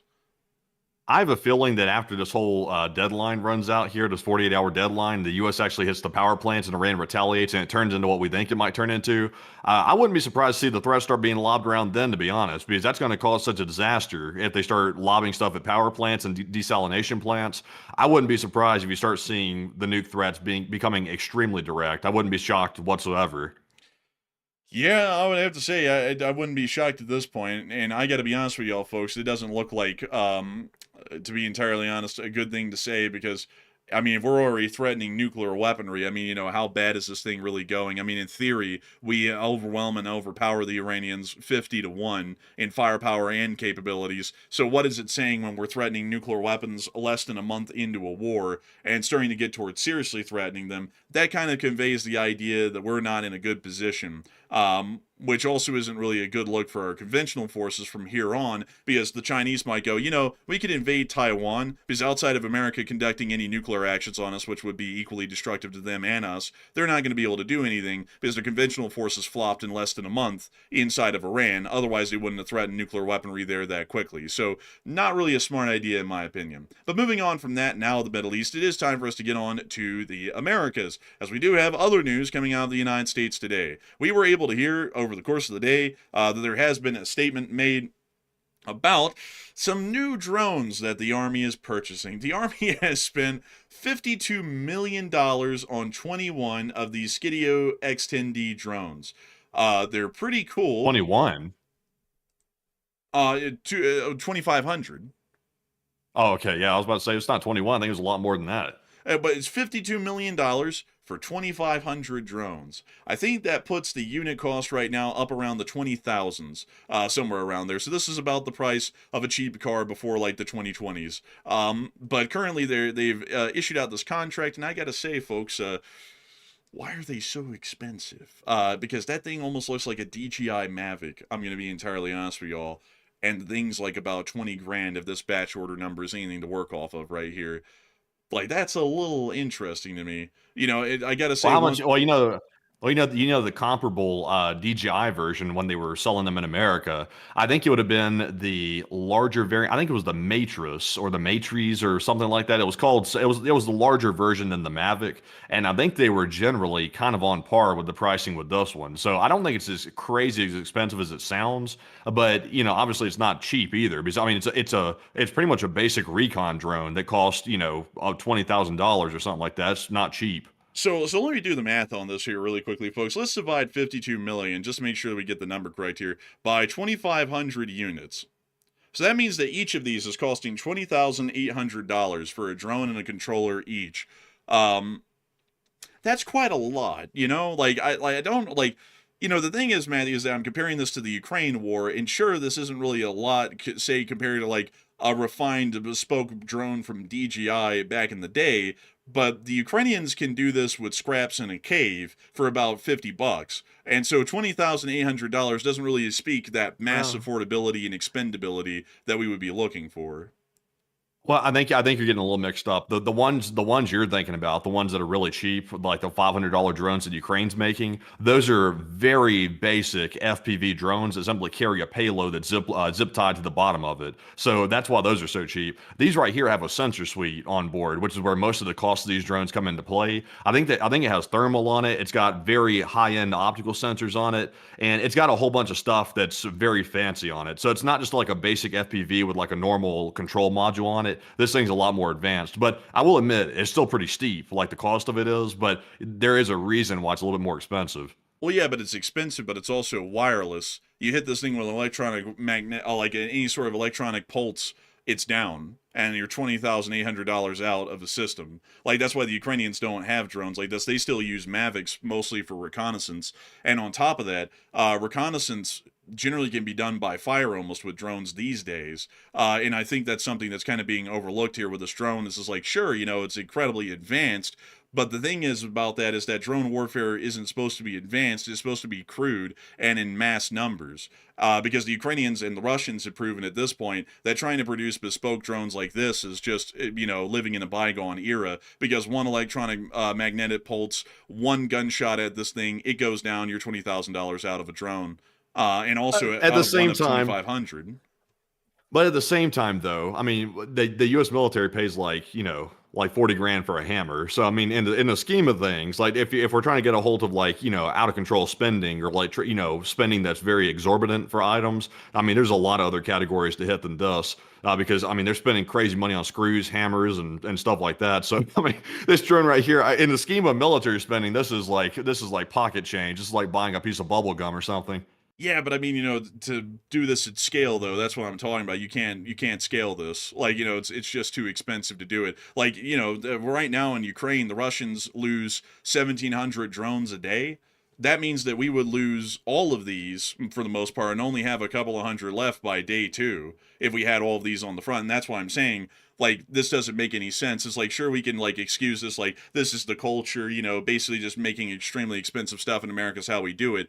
But we're talking about trying to win and fight a war, and just being kind of like benevolent, being like, oh, it's whatever. That could get a lot of people killed, and also that could see us losing a lot of these in a very short amount of time, like over 2 weeks. And then we're out of these drones. We have to fill out a whole other batch that's artisanally produced at artisan prices for us to hardly have any drone capabilities. And that's kind of where my gripe's coming in, is that these things need to be a lot cheaper and a lot more readily available and mass produced than just 2,500 for 52 million. That's my honest opinion. Yeah, they need to get a little bit more scrappy with the way they do it. That's the problem with the U.S. military. We don't get scrappy. We like to do stuff where it's like we want like the Cadillac for like whatever we're buying. Like if it's a hammer, we want it to be the Cadillac, and if it's the drone, we want it to be the Mercedes. It's like it doesn't have to necessarily be the most fancy thing in the world. Like we don't have to have the most fancy. Like when you're fighting enemies that are scrapping together parts out of the parts bin, it's like I'm not sure if we want to start overspending for the cool factor because that's not just with drones. That's with everything. Like everything the military does is just wild spending left and right, and that's why our military budget's $1 trillion. Not because necessarily we're buying a bunch more stuff than every superpower on the planet, but just because it costs so much money to buy it from the contractors for the most part. Yeah, I would definitely agree on that. Hopefully we'll be able to see that they fix that. But moving on from that, it's time for us to get on into our next news, as we have been able to hear, folks, that today some market analysts at Bloomberg have been doing a little bit of looking, and generally, just show you all a little bit of an effect that the price of fuel has on the economy. When the price of fuel rose in 2022 due to the start of the war in Ukraine, the price of food skyrocketed as a result of that not long afterwards. And while it did stabilize at a far higher level than it was around 2020 and 2021, it still is rather high, about almost, from what we can tell, about 20 to 30% higher than it was prior. And now we're seeing that the price of fuel is skyrocketing to a degree that hasn't been seen since, which could be leading to the price of food skyrocketing to a level that hasn't been seen since, considering that is involved in the cost of every food product, is the cost of transportation to an end distribution point, and also the cost of everything else involved, such as fertilizers, machinery, and equipment that has to be used, and the cost of operating that machinery, that then all adds into that final price of food that you purchase at the market. So this could end up becoming a pretty concerning situation, considering that we could see that the price of food starts to skyrocket much higher than it is currently. Moving on from that, we've also been able to hear that the United States Department of State today has put out a worldwide caution and security alert to Americans worldwide to to exercise increased caution. This only came 3 weeks after we started a major war with the terrorist state. We've also been able to hear that another threat has been issued again today to Iran, and the president stated, you'll find out what's going to happen. You're going to find out soon. It's going to be very good. Total decimation of Iran. It's going to work out very good.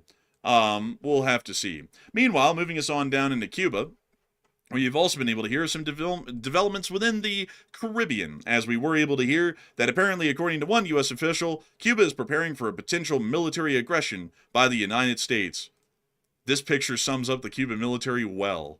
It's AI made. Oh, damn, you disappointed me. Come on, man. I thought this was real for a second. I was about to say, no way. Honestly, I was about to say, this is janky as hell, but also at the same time, it is kind of like, this is like album cover worthy right here. Man, honestly, man, like straight up. But I gotta say, like I said at the beginning of the show, folks, Cuba's going to conduct an attack on the United States with what? They don't have anything. Like, if I went and showed you all the Cuban army, folks, it's a pretty pitiful display. Actually, let me go and show you all that. I have to show you all that, because let me tell you all the amount of guys that they have. They have 50,000 active troops. Now, if y'all want to see how they're equipped, now that's a whole other story, and that is a pretty good one. So let me show you all the equipment list of what they got. So they got some Makarovs, they got the APS, which is kind of like an automatic machine pistol sort of a deal, and then they also have some Browning high powers, and they got these from the Bautista era in the 50s. So these things are about 70 years old at this point and beat to hell. They also have World War II era submachine guns from the Soviet Union, and World War II era submachine guns from the United States. Everything else is generally around the same quality from different Cold War countries. They do have an MP5, but, it's not a lot. For main guns, they have quite a wild variety of the most advanced and dangerous guns we've ever seen, such as the guns used by, terrorist forces inside the Middle East that are poorly funded and armed. They do have some VALs, but we believe that these are fairly few and far in between. And last but not least, they have the Czech VS-58s, which are honestly like the worst variant of the AK in the world, but they're kind of unique and interesting for that point. But they also have a wide variety of advanced machine guns, like, for example, the dinner plate, or the DP-28 as it's called, which was a Soviet machine gun from the Second World War. This thing might have actually saw service in Stalingrad. They also have the VS-52, which is a Czech machine gun from right after World War II. They also have the amazing RPK, which generally has never seen service since like the 70s, or really the 80s. They also have the Dishka, most likely including carriage mount as well, because it's probably drawn by a horse these days inside of Cuba. But that's about the biggest machine gun that they have in service. Vietnam, World War II era kind of equipment.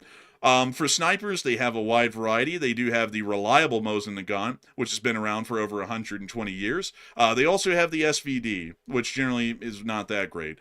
They also have a wide variety of anti-tank equipment, like RPG-7s and RPG-29s, and some grenades, as usual. But I want to show you their armor, because this is where Cuba really shines as a threat. They have T-55s and T-62s. So that's a hell of an armament right there. The downside is, though, they don't have food for the operators, and also they don't have any electricity for the operators either, so they're kind of a little bit malnourished.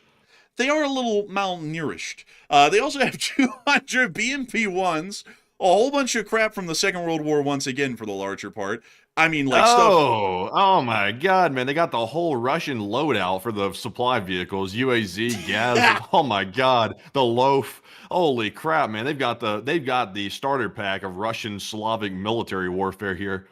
They got some Kamasas as well. I mean, they have the whole, 9 yards, but they have, the lowest quality of everything. And for radars, they literally operate some of the oldest radars out there at this point in the world. All of these are mostly from the 60s and 70s for the larger part. And then, artillery. I don't even have to go over the artillery. It's ancient shit. Y'all can get the picture now. I'm trying to get y'all down to the air defense. So here is their air defense, folks, because this is what we would be going up against in an air war. They got some Iglas. They've got some Strelas. That's it for manpads. They then have the venerable Gush guns of old, including this one here. They also have the big old KS-19s. These things are post-World War II air defense systems that were designed to shoot down aircraft like B-29 bombers. So how well is that going to work in a modern air war? It's not going to work at all. They also have, and it's just getting funny at this point, ZSU-57-2s. This is literally from right after World War II. And some Shilkas. And they only have a couple of dozen of each, and they're basically useless in the modern day. Oh, buddy. They have some of the first surface-to-air missile defense systems ever deployed by the Soviet Union in the world still in their arsenal that is operating. Some Kubes, which are completely useless. They also have some Osas and some Strelas. Outside of that, they basically have nothing. So, I mean, that's why I'm saying, folks, Cuba attacking us with what army and with what equipment. And also on top of that, where in the world does Cuba pose a threat? I mean, this military is so poorly equipped, it's literally like looking at the Second World War U.S. Army versus us in the modern day. And that would be a no-contest fight in our favor. And they don't have no gas. They don't have any gas. Their planes can't even take off the runway. The airlines can't even go down to Cuba because they can't get any fuel to take off and get the plane back in the air again. So it's do they even have gas to run the stuff, or is it just going to be like the stationary army? They just sit in it and play house in the tank and pretend like they're rolling. Man, they sit there, man. They say, okay, start the engine. And then the driver sits there and makes the noises with his mouth. He goes, and then they go, driver, forward. He starts making all the noises. I guess that's what they do because they don't have any way to move them. Yeah. And also, by the way, is that why Russia's trying to rush to get the fuel down there, by the way? Because remember, that Russian fuel ship's going to show up in about 24 to 48 hours in Cuba and going to meet the U.S. blockade there. And we'll have to see how that showdown goes. We'll hear about that in about 24 to 48 hours. That might be why Russia's trying to rush fuel down there, so that way their army can actually, make it roll, basically. Maybe, but I mean, like, they're not going to make it through. And also, on top of that, what are they going to do with any of that stuff, even if they had it moving? I mean, what's like a 60 and 70-year-old T-55 going to do when its optics are most likely all rotted out and shot? They can't even see anything. Versus even a U.S. infantry fire team that just has a singular javelin in it. I mean, that would be a no contest fight in our favor, even just with one singular infantry squad with no support. And I mean, if you look at like the Cuban Air Force, let me show you that, because I know some people are going to be like, well, that was the Army. What about the Air Force? It's as bad. I mean, like, let me go show it just to make sure that we cover it. And this is a very, wildly short list. Here's what they have. They have some MiG-21s from Vietnam. They have and it's believed, by the way, that all of these are possibly non-operational. They want to make that clear. Like, I was about to point that out. And then Wikipedia had that right there. They also have non-operational MiG-23s. So that means that in reality, their whole Air Force is relying on 3 or 14 MiG-29s of this caliber. So that's all that they have for air power. So this country basically doesn't exist militarily in any way. They don't have any way to attack us with air power. They have no missile forces, and they have no army. So in every sense of the word, there's no way that they could attack the United States in any conceivable way. Yeah, what about the wildlife? They're going to use that? Man, we have to be scared of the chupacabra. Oh man. So basically speaking, unless somebody comes to Cuba's aid, like, Russia, which they're not, or China, which they're probably not either, even though they have a spy base down there, they're probably not going to start a ground war with the United States over this. So basically, Cuba's defenseless for the most part, but at the same time, though, there might be some ground resistance if there is some type of invasion, like, maybe the people try to obstruct or oppose the United States or something. I'm not really sure what the mindset is for the people inside of Cuba. Are they opposed to the United States to the degree that they might do guerrilla warfare against an invasion force, or are they largely just going to stand down and accept their fate? I don't really know. That's a good question. But I have to be honest with y'all, folks. What in the world are we going to do with Cuba? Like, I don't know. Like, what's the point of even doing anything to them? I mean, they're economically non-existent. They don't have a military that even poses a threat to us. What is really the point of messing around with them? I mean, there's no real reason in it at all. There's no strategic picture in this. And some people might say, Enforcer, it's about bringing back the Monroe Doctrine. But what point is that if there's literally nothing to gain out of doing anything to Cuba? We stand to lose stuff and gain nothing because there's really nothing down there to gain from any military operation. So what's the point? Yeah, I don't understand. And also, by the way, why's the U.S. keep making a point about how beautiful the land is? Like, that's every time Cuba is brought up. Like, I heard the president commenting on Cuba again today. He said it's a very beautiful country, beautiful place, beautiful place. It's like, I'm hearing a lot of talk about how beautiful it is and what an opportunity it is to like go down to Cuba. But it's like, where's the talk about why we're invading it? It's like, we're not, once again, we never really got a official justification for starting the war with Iran. We understood why we were doing it, but they didn't explain it to anybody for the most part. So most people had to come to their own conclusion. They had to hear it from people like us, or, unfortunately, they had to hear it from mainstream media if they were unlucky enough for that. But the president never really explained it properly. He's not explaining why we're doing this to Cuba either. He's just not providing explanations for it. It's just very vague statements about, it looks nice. But and I also see people saying tourism, but still, I mean, you have to build that out. I mean, they don't have like giant resorts just waiting for people down there. You'd have to throw money at them and build that up into anything that's even remotely usable. I mean, like, it's an infrastructure hell, folks, if I'm being frank. Like, what in the world do they have? One international airport, and this is it? I mean, this doesn't even have the volume to be able to take in significant international traffic for tourism. You would have to build out their whole airport, first off. Second off, to then support the massive influx of tourists, you would then have to build out some sort of an intermodal container port in Cuba so that they could take in consumer goods. You would have to spend money on that as well. You then have to spend money on updating and renovating their entire national infrastructure system, the railroads, the roads, everything else that is in the airports. Then you can finally get to building resorts. And by then we've thrown so much money at them. It's like, what the hell was the point of that? We invaded the country and spent a whole bunch of money invading it, possibly even losing lives, to take an island that has literally no value inherently, to then try and throw money at it, which is a money pit at that point, to try and eventually turn it into something. Like, that doesn't make any sense to me at all, and I don't really know why in the world there is a strategic imperative now for tourism. Like, that doesn't really make any sense to me. Like, it would make sense to me if we're saying we need oil or we need some sort of basic essential item to maintain the function of the republic, but tourism is not a necessary function of our country, much less Cuba. So I don't really get what the point is there. But moving on out of that, it is time for us to get on out of that news in the Americas. Well, actually, we do have a little bit more coming out of Cuba. We were able to see that 2 large fires happened today inside of Cuba, in Havana. We don't know why or how these started, but they were visible from the distance, and that's about all we have at the moment on that. Moving on from that, it's time for us to get on out of that region and move on over and into the European regions. And also, I see some people saying, well, it's to make Cuba great again. When in the world did it become our prerogative as the United States to go around making other countries great again? Wasn't the whole idea that we were supposed to be kind of like focusing on our own? Like, I gotta be honest with y'all, like, just speaking for myself personally, I don't really get the idea of that, because my perspective is first and foremost to benefit the citizenry of the United States.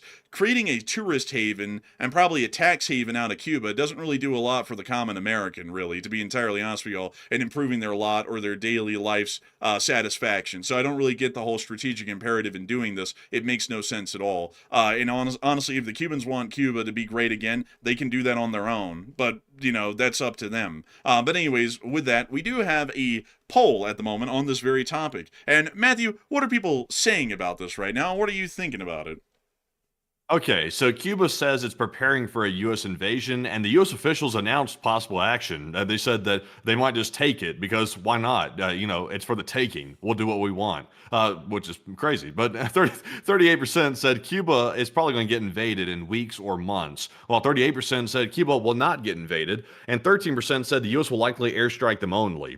So first of all, to answer the question I've been seeing in the live chat, the most likely reason, it would be great to hear this from the president, because he's the one, that's making the decision. So he's the one who knows best. So it really needs to be explained by him, which so far we really haven't heard a proper explanation yet. So maybe we'll get one soon. But I believe the reasoning behind it is largely the spy base that China has on Cuba. And also there's Russian connections, obviously. There's Chinese connections in Cuba. And it's very close to Florida, and specifically Miami. So it's concerning from a surveillance perspective, but the U.S. really hasn't stated that as the reason for an invasion. So once again, we need clarity on the issue from the officials. I would say, based on what the U.S. officials are saying, I would say that Cuba might get invaded or possibly airstruck within weeks or months. Unless they're just running their mouth, which I'm not sure why you'd run your mouth and say you're going to invade a country unless you intend on carrying it out. So I'm generally thinking they probably will get invaded or airstruck. But Enforcer, what say you? I would have to say that generally Cuba is probably going to get invaded at some point here in the future, because this sort of wordage here that's being used is very similar to everything that happened before Venezuela, Iran, the Houthis, and everything else. So I'd be completely frank. I think that they're probably going to get invaded at some point in the future. It doesn't even fall within a larger strategic imperative or a larger strategic picture. I'd have to be flat out. I don't even get the point of this one, and this would be completely nonsensical. And I'm gonna have my piece on that right here, right now. People don't come back around later and talk about I'm saying this because it happened. Like, I'm not at all for this one. This makes legitimately no sense at all. I'm all for the war with Iran because it was one that had to happen eventually because of the existential threat that they pose to the United States and our security in the region and also on the home front. But Cuba is so weak and powerless in every way. There's no reason to go and do this. Like, they aren't even coalescing into a threat in like the next several decades. Even at this point right now, there's basically nothing going on down there. And also, I see a lot of people talking about it's to go and get the Latinas. We got Latinas at home, all right? Get comfortable with the ones we got. They're fine. So moving on from that, it's time for us to get on into the rest of the news that we've gotten out of the region. And moving on over and into Europe, we have been able to hear that today Slovenia has begun fuel rationing. This is a fairly concerning one. Apparently in Slovenia, panic started to hit the population and they started to hit the pumps. Apparently they started to run out of gas incredibly quickly, and Slovenia has already created stopgap measures to already begin rationing effective immediately, which is showing that for some countries like Slovenia, which are not the wealthiest in Europe, they are generally already starting to see issues at this point with fuel supply and fuel security. So that's one that seems to be giving us an indication that this will start to spread, considering that some of the poorer countries in the region are already being affected. It's only going to be time before the more wealthier countries are also not able to find any steady access of fuels or oils. But moving on from that, and also, man, I saw someone say something. I mean, they said something historical. Oh my God, I gotta address it. I'm not addressing a bot, by the way, but someone said, y'all are too young to understand the Cuban Missile Crisis. You were apparently too inflexible to understand how war has evolved. Back then, they had to put nuclear missiles in Cuba because they didn't have the range to reach us from elsewhere. Nuclear missiles right now can reach us from Russia and China without them ever having to put them any closer to us. Nuclear doctrine has evolved. That's why there's never going to be a Cuban Missile Crisis 2.0, because the threat back then is that Soviet missiles were now in striking range of the United States directly, which they were not capable of otherwise because they were too short range. After the Cuban Missile Crisis ended, about several years later, then the Soviet Union and the United States developed intercontinental ballistic missiles that are still capable of hitting us and nuking us from the comfort of their own home country. That's why a second Cuban Missile Crisis will never happen again, because technology has evolved and they don't have to put a nuclear weapon in Cuba to be able to hit us. They can hit us from Russia and they can hit us from China. That's why that's not an issue. And that's why that was completely forgotten and dropped about, and nobody ever dealt with that during the Kennedy administration, after the Kennedy administration, during the Johnson administration, the Nixon administration, the Ford administration, the Carter administration, the Reagan administration, the Clinton administration, the Bush administration, well, the first Bush administration, the second Bush administration, the Obama administration, and the first Trump administration and the Biden administration, because it's completely pointless and that's technologically obsolete of a concept. Like, that's not even a risk anymore or a threat. But moving on from that, it is time for us to move on over and finally into the war in Ukraine, because we do have significant news coming out of the region. We were able to hear that up in St. Petersburg today, there has been some significant problems. The Ukrainians conducted a massive drone attack and ended up overrunning the Leningrad air defense perimeter, and it was insane. Here it is. Here's the clip of the air defenses in the Leningrad area to start us off with a nice appetizer.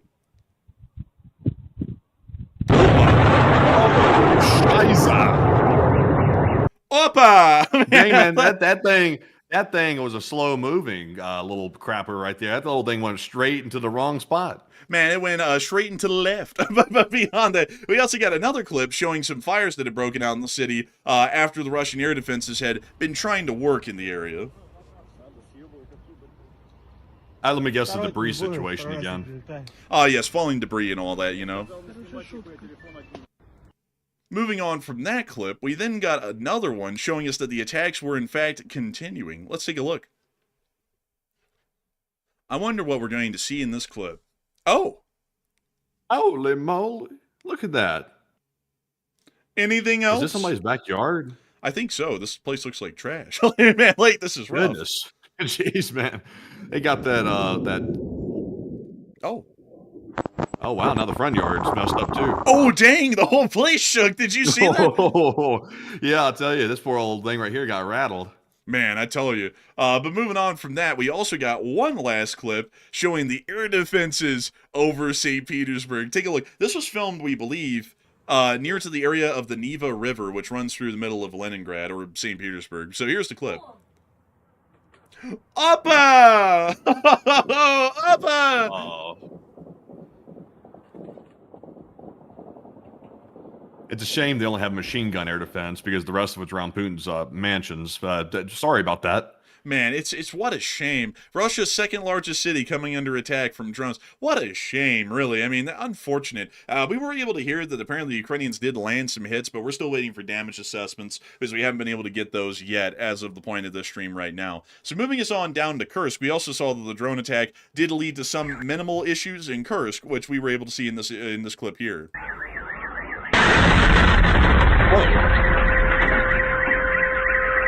Look at that man. Look at him. That guy's barely fazed by this. He must have lived through some shit.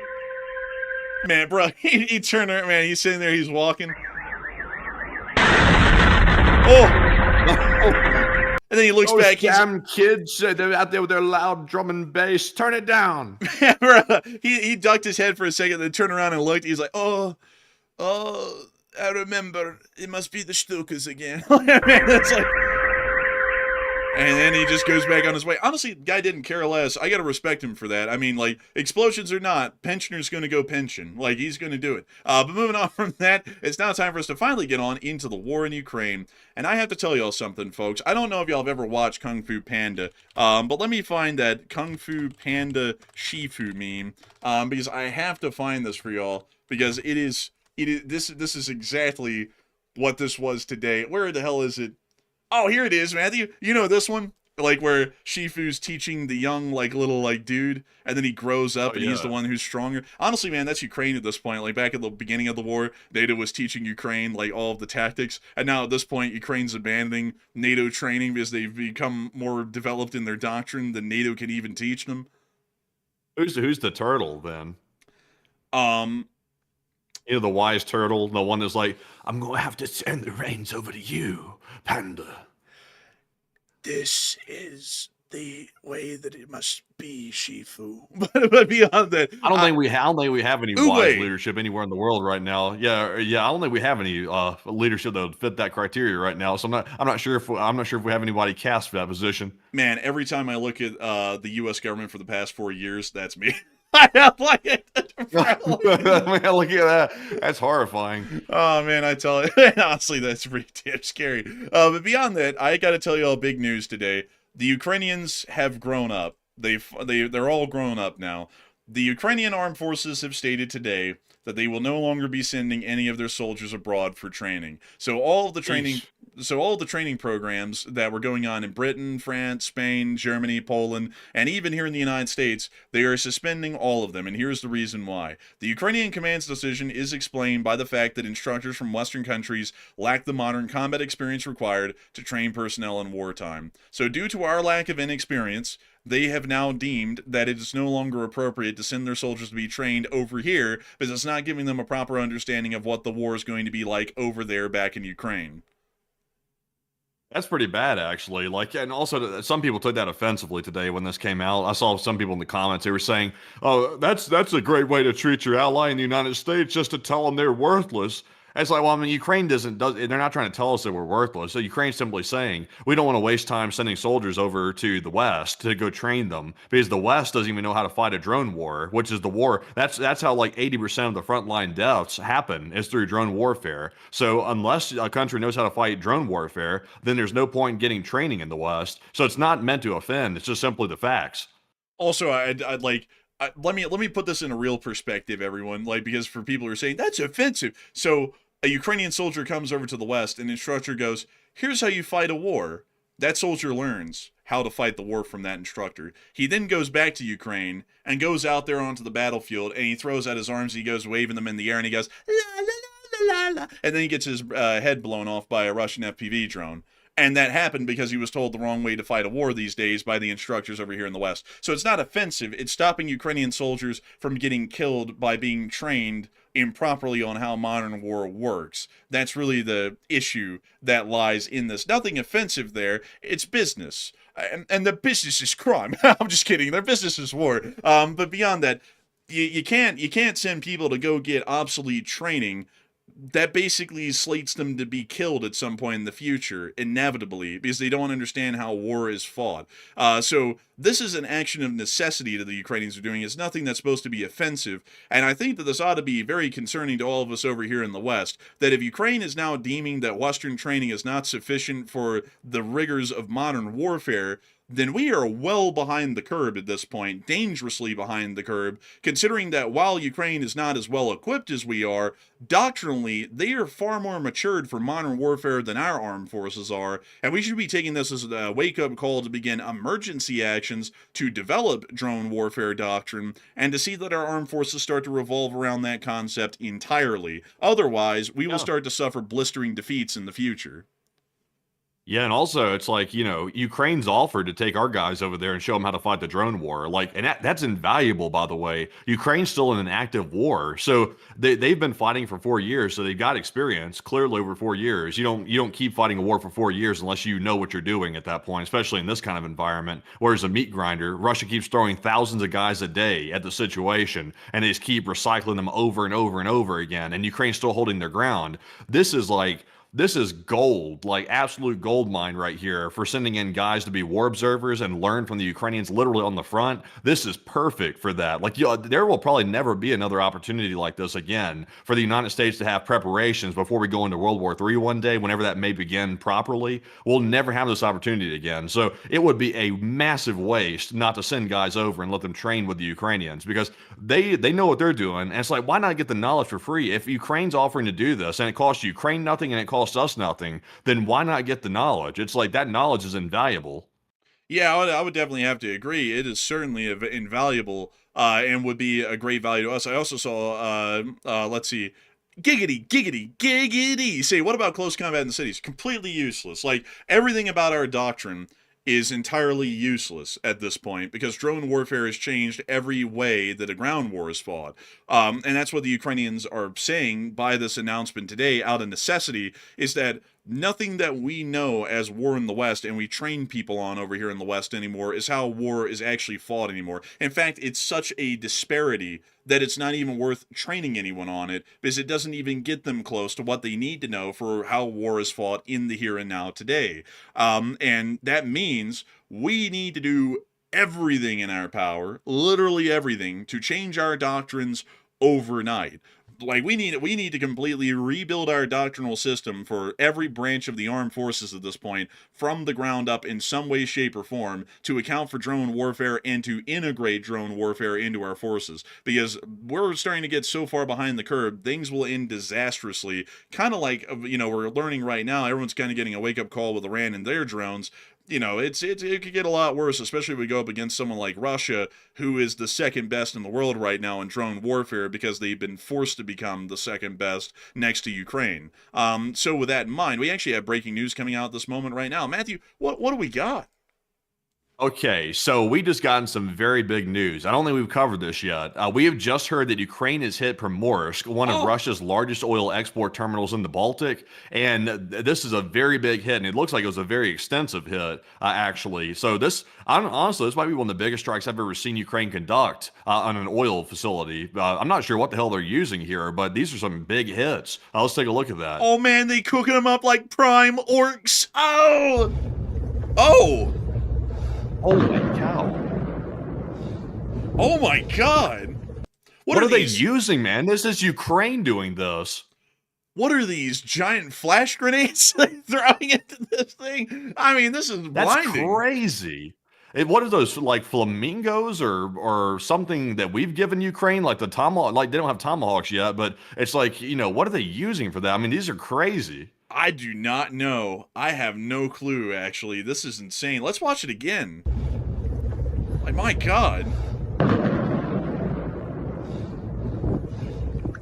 Jeez, man. So now, by the way, this is one of Russia's largest oil export terminals in the Baltic, like Geo Insider pointed out that posted this. So, in the midst of the oil crisis right now happening in the Middle East, this is going to cause a different oil crisis in a different part of the world, since this is Primorsk, and this is going to be serious. And also, I mean, those hits are incredibly large. Like, that has to be Flamingo. I think it has to be. I mean, but whatever it is, man, it's huge. Zelensky said today, hit them with that secret shit. They said, yes, command. And they started hitting them. I mean, this is something crazy right here. But we'll have to find out what exactly they're hitting Primorsk with, because Primorsk is a pretty big oil loading port for folks, by the way, not forks. I was about to say forks. But beyond that, this is the oil loading port of Primorsk right here. It's a pretty significant one. It's one of a few in this area. They also have the larger facility of Ust-Luga down here. And then in the Baltic, they have a couple. They have Novorossiysk, they have Tuapse, they have Sochi, and also they have the oil loading port of Taman right here as well. So those are all the West Coast oil loading ports that the Russians have. And this is one of only two that they have in their Baltic coast up north. So this is a pretty significant loss for the Russians. And the Ukrainians said, oh, America lifted the oil sanctions? Well, we're going to have to self-enforce the oil sanctions then, They just started blowing up the oil loading ports. It's like so much for honestly, so much for the U.S. lifting sanctions on Russia. It's like they're going to have a hard time exporting it with Primorsk. I would imagine when strikes that large, it looks like Primorsk is probably going to be out of action, or at least a large part of it destroyed, based on what we just saw in that video. So you know, it looks like Ukraine took matters in their own hands. I will say it's coming at a bad time because now it's going to exacerbate the oil crisis. But at the same time, though, it is going to prevent Russia from at least exporting some of the oil. Man, Zelensky over there. Oh no, isn't that terrible? Right when the sanctions were lifted, all the oil ports get blown up. I wonder what happened with them, you know. It's a real shame, really coincidental that happened right when the sanctions were lifted. What a shame, really. I mean, did someone say I don't have the cards? It sounds like I do now. It's like, man, it's like shit. It's like, you know. Yeah, also, by the way, someone said that's not Ukraine, that's U.S. bomber strikes. Absolutely not. That is not U.S. bomber strikes, my friend. That is not. This is Russia that we're looking at right here in the video that's getting hit. The U.S. bombers are not flying over Russia and striking Russian territory. Absolutely not. If that was the case, we'd be literally in World War III right now. So that is not the case. This is clearly Ukraine, and they're using some of their largest munitions that they have in their entire arsenal to hit this thing. So you know, also what's interesting about that video, looking at it again, I watched it a second time. There is no air defense activity whatsoever anywhere in the vicinity, which is kind of fascinating. And also, with it being missiles flying all the way up to Primorsk, it's like, you know, it's like, that's really wild. You know, it's not gonna be long, man, before it comes back around to, you know, it's very interesting. I haven't heard America say thank you to Ukraine for allowing Russia's oil ports to remain open. Maybe we need to hear some thanks, lest the Russians get the hose again for being naughty. it's like, you know, it's like, you know, it sounds like these days the Ukrainians might be holding some cards, you know, like not only on the Russians. Again. You know, like the Silence of the Lambs thing. She puts the lotion on her skin. Out, she gets the hose again. That's what the reference. You know. Okay. I was like, what? I was like, I'm sorry. I think I'm misunderstanding something here. But anyways, Ukraine has all the hose. but anyway. Man, these hoes must be from Iraq. The way they bag that ass up. Damn. These hoes must be from Moscow, the way they rush into that ATM. God dang. But anyway, moving on from that, it's time for us to get on into the news in Ukraine. So let's move on into Ukraine and get on into the frontline news, folks, because we just had too much fun with that whole deal.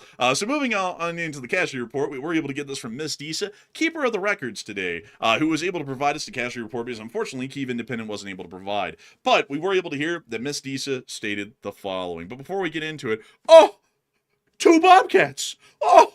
Very nice, very nice.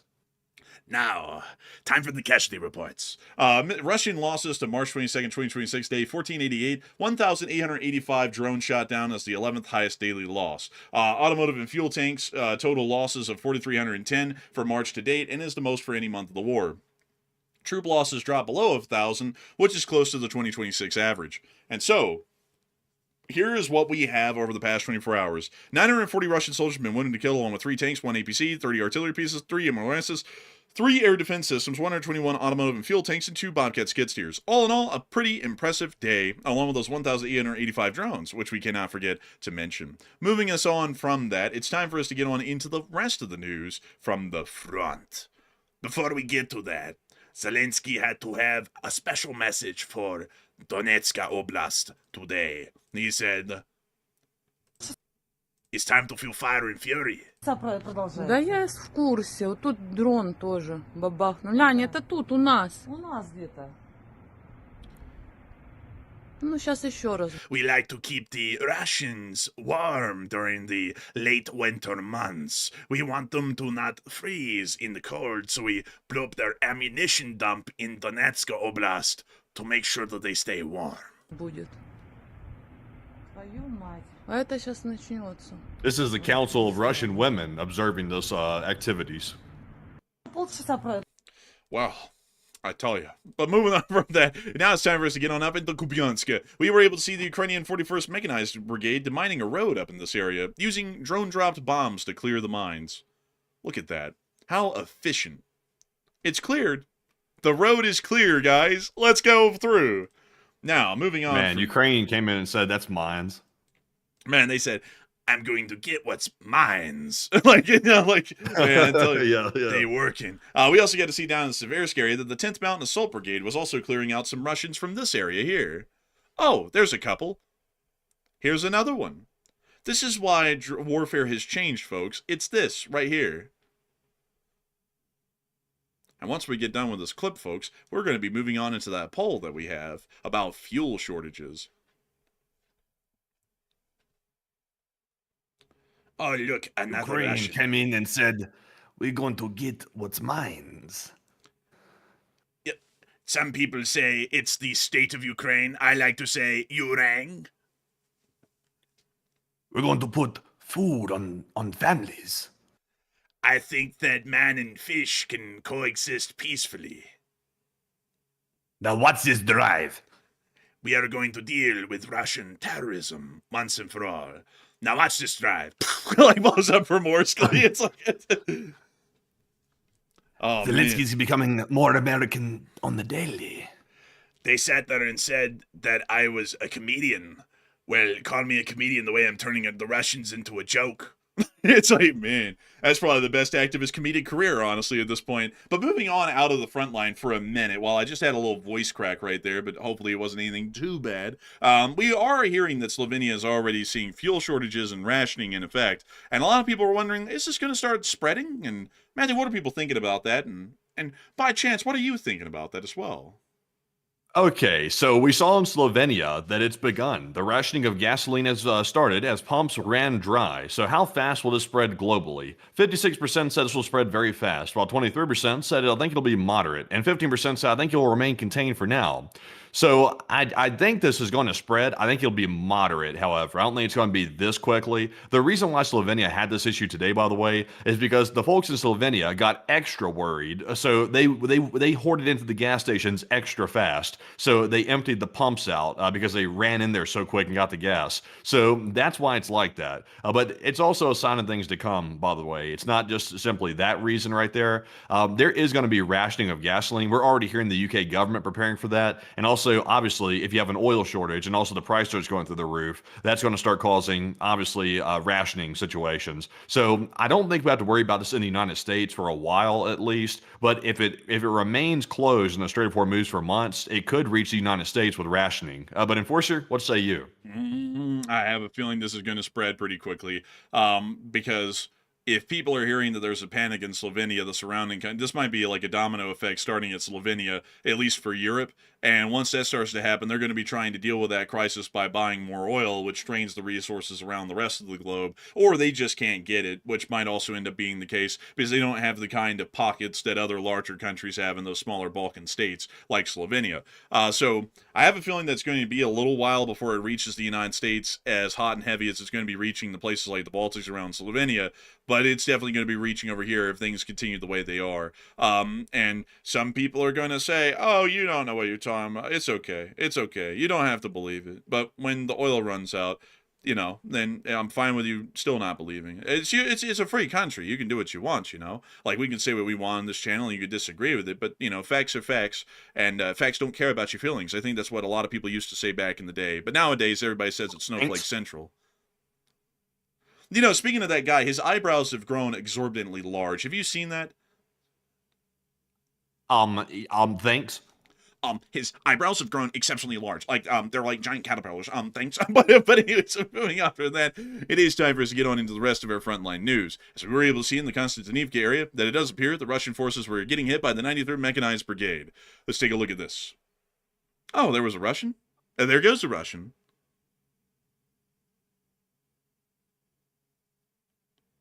Oh, heavens. Oh, look. They're clearing out another building. They call this renovating. Oh, look, they have a meme. It looks like that guy that gets anxiety. Yeah, and like touches like things. Like, you know, like No, it's just a joke. It's just a joke. That's just a joke. oh yeah, it's just a joke. We're just kidding around. Ooh, they hit a trailer. Ooh. I tell you, the Ukrainians really laying it down heavy. We also got to see down in the Pokrovsk area that the Russian forces were also getting hit up here as well by none other than the 152nd Separate Jaeger Brigade. This isn't the 68th, actually. It's the 152nd Jaeger Brigade. Oh, the birds have flown from the roost. You know what that old saying means, folks. Well, The birds Oh, are look at that little flown. satellite dish down there. It's like that little thing you get as a perk on Call of Duty. The little thing, it's like set up the SATCOM. Set up the SATCOM, Ramirez. Ramirez, get on that tower. Ramirez, what are you doing on that tower? It's like, what the hell do you want me to do? This We game is have to conflicting. keep moving. We can't stop. And then everybody else's bullets in the game are like rubber on your team, and you basically have to do everything. I always loved that about Call of Duty story mode. Like, it's like everybody else was basically shooting into the wind. It was like stormtroopers almost. Look at this little thing right here. They put up a little tricky one. You can barely see it. Look at that. But they got it. Moving us on down and into the area just south of Pokrovsk, we also get to see a Russian command post getting hit by a couple of GBU-62s dropped off of a MiG. This thing's not eco-friendly. Man, you know, in Ukraine, they're going to be going, we're going to have to ground the MiGs because about 50% of the fuel is spent unburnt out of the exhaust every flight. It's like unreal. I mean, look at it. Oh, and there they go. And you remember when they were trying to make war eco-friendly? Remember that whole thing like about a year ago? They were like, the war should be more eco-friendly. We need battery-powered tanks. We need such and such. It's like it's a freaking war. It's like people are dying. It's like the land is getting scorched. It's like, what do you mean eco-friendly war? It's like that was crazy. I'm glad they dropped that whole thing. Aw, damn, the tank ran out of juice. Let's bring up a giant battery onto the front line, a humongous explosive battery to try and charge the tank on the spot. Great idea, everyone. Great idea. You know what? Let's set up giant power plants on the front line so that way when the vehicles start running low on juice, we can bring them back to a centralized fuel distribution center that is basically unmovable at that point, and then have everyone in that one spot so that way they can all get hit at the same time. Massively impressive ideas here. I mean, really, ideas that make you think, wow, these people in the government, they really know what's up, right? You know, they really have a good idea of how all this works. But moving on from that, it is time for us to get on up into Kyiv and cover the speech from the president of Ukraine, President Volodymyr Zelensky. And so, without further ado, any minute now. Any minute. Okay, here we are. Here is the speech from the president of Ukraine, President Volodymyr Zelensky. And so, without further ado, here's the speech. Peach! Бажаю здоров'я, шановні українці і українки. Сьогодні вже була доповідь нашої переговорної групи. Другий день зустрічі в Америці з представниками президента Сполучених Штатів. Фактично 2 дні зустрічі. Вчора, вдень і ввечері, сьогодні теж. Зрозуміло, що увага американської сторони в цей час передусім ситуації навколо Ірану. І в тому регіоні. Але і цю війну Росії проти України треба завершувати. Це сприймається однаково усіма в світі. Я дуже вдячний американському суспільству за чітку підтримку нормального, достойного миру для України. Важливо, щоб у агресора не було винагороди за цю війну. І важливо, щоб ми усі не були змушені повертатись до війни через місяці чи роки. Тобто, щоб гарантії безпеки для України та всієї Європи були достатніми для миру, для надійного миру. Очікую, що після повернення нашої переговорної групи в Україну ми детально обговоримо всі аспекти зустрічі, які поки що телефоном безпечно не можна обговорити. Є сигнали, що можливе і продовження обмінів. І це було би дійсно дуже хорошою новиною та підтвердженням, що дипломатія працює. Сподіваємось, що це вийде. Загалом же ситуація залишається доволі прозорою. Путін війну закінчувати не хоче. Але головне, що бажає світ. Ми усі разом повинні робити все можливе і будемо і надалі робити все можливе, щоб закінчити цю війну. Була також сьогодні вже доповідь головнокомандувача Олександра Сирського та начальника Генерального штабу Андрія Гнатова детально по всіх частинах фронту.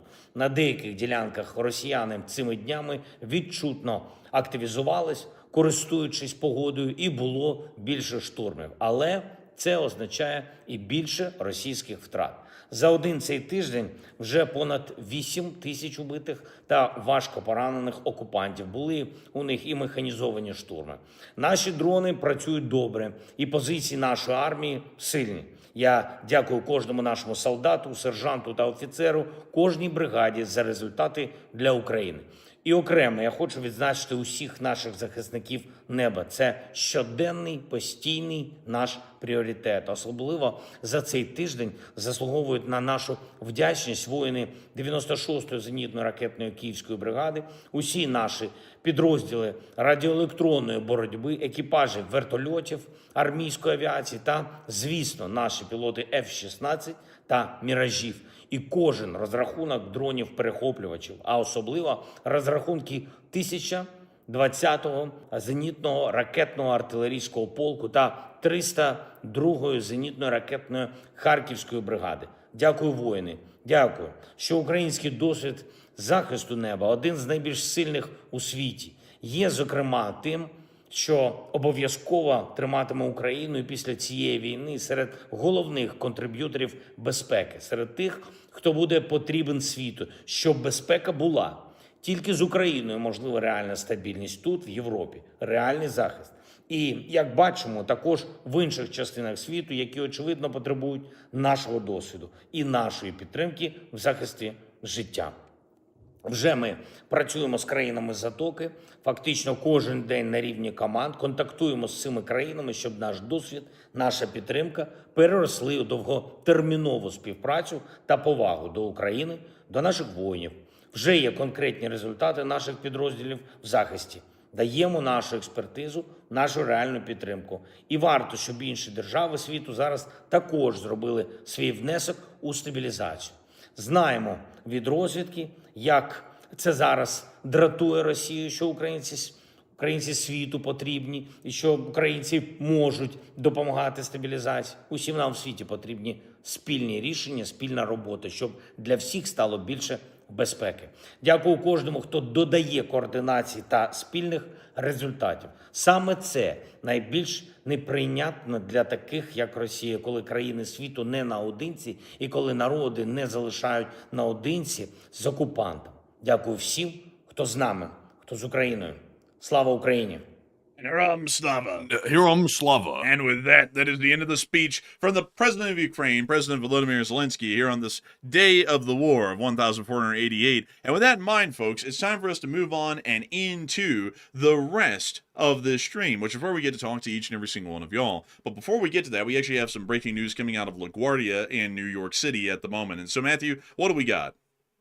Okay, so we can't show the video, obviously. Like, don't show that on the Twitter page, by the way, because it's from the United States. But we are seeing that at LaGuardia Airport in New York City. It looks like it appears to be like a CRJ 900 or one of those little like regional jump jets for the most part. Has allegedly collided with a fire truck. The plane is messed up bad. Like, hopefully there's no casualties here, but it looks like the front of the plane has been ripped apart. So obviously that's where the pilots would usually be sitting for the most part. So hopefully the pilots are all right. But it's a pretty ugly situation right now at LaGuardia, it looks like. So it's hoping for the best here. I'm seeing reports of multiple injuries, but I'm not seeing any death reports yet. So I'll have to wait and see with that. But I'm not sure how this would even happen. But it looks like it collided with a fire truck. Yikes, that looks pretty bad, actually. I just saw the footage.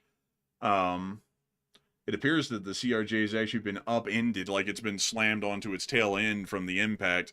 And it looks like there's been some significant damage, but we don't really know much more than that at the moment. And I'm sure that the NTSB is going to be on top of this like white on rice, trying to figure out why this happened. But apparently something has gone wrong with the ground control, because usually ground control at the tower is usually the one who's in charge of moving around the vehicles and aircraft and giving clearance for all of those sorts of aircraft and vehicles to move. So either someone wasn't paying attention in the aircraft or the vehicle, and that's what led to the collision, or there was a controller that was giving some sort of commands and they weren't paying attention, and they told both of them to move at the same time, and a collision happened as a result of that. Who knows? But a very unfortunate looking incident. It looks like the damage has been fairly significant. So I got to say, very, very unfortunate. We hope that everyone's all right up there, and at worst, there's only been some injuries sustained, and hopefully no fatalities. But Matthew, do we have any more information on that at the moment? So I'm seeing people claim that there was two aircraft involved with it, but I'm not seeing any evidence that there was aircraft involved with the situation except for the one CRJ that apparently collided here. It does appear that the front of the aircraft is completely jacked up, like it's in foul shape, very badly. I think it might be the pilots that might be the ones that could possibly be at the most risk of being taken out in the situation. It could be that. So it's okay. Actually, it says two people have died, so it might be the pilots actually that have died. 60 have been injured in the aircraft, and I tell you, man, unfortunately, I think that's the pilots because looking at this picture here, I just saw a new picture coming out of it. It looks like the pilots might be cooked. Ooh. Yeah, I think that is what happened because, I mean, honestly, it looks like everything, including the front boarding doors, were destroyed. I mean, everything from, let me see if I can pull up a CRJ 900 for y'all, like a picture of one, not this one, because people are very litigious when it comes to copyright here in the United States, so sadly we can't show that. But it looks like everything from the, and this is actually an Air Canada CRJ 900. So let me see if I can show y'all one of the brand. There it is, actually right there. So everything from this front boarding door here forwards appears to have been completely destroyed. It's basically just a mangled wreck sitting below the aircraft on the runway. So I'm assuming that the two deaths are most likely the pilot and the co-pilot, which is somewhat interesting because it makes me wonder how in the world did the engine shut down on board the aircraft for a successful evacuation, considering that it appears that the overwing doors are what's open on that aircraft, and it looks like most people evacuated out of those escape doors. Maybe so. I'm not sure about the folks in the front, like first class. Those front row first class seats might have been in some trouble as well. Hopefully they're not too badly injured. I can't really imagine like not getting injured in those two front seats right there. It seems like that'd be like pretty much getting ripped up with this collision right here. But shoo, I tell you what, I'll be honest. Like these days, I just don't like flying. Like there's too many like like TSA's having a problem. They have a problem keeping the air traffic controllers in the tower these days. It's like flying has just gotten kind of perilous to a certain degree because there's so many disruptions happening. Yeah, I would have to say, what's kind of crazy, folks, is that I believe it was just this, what was it, Matthew? This last Monday right here, just the one just prior, we were actually flew on one of these like twice.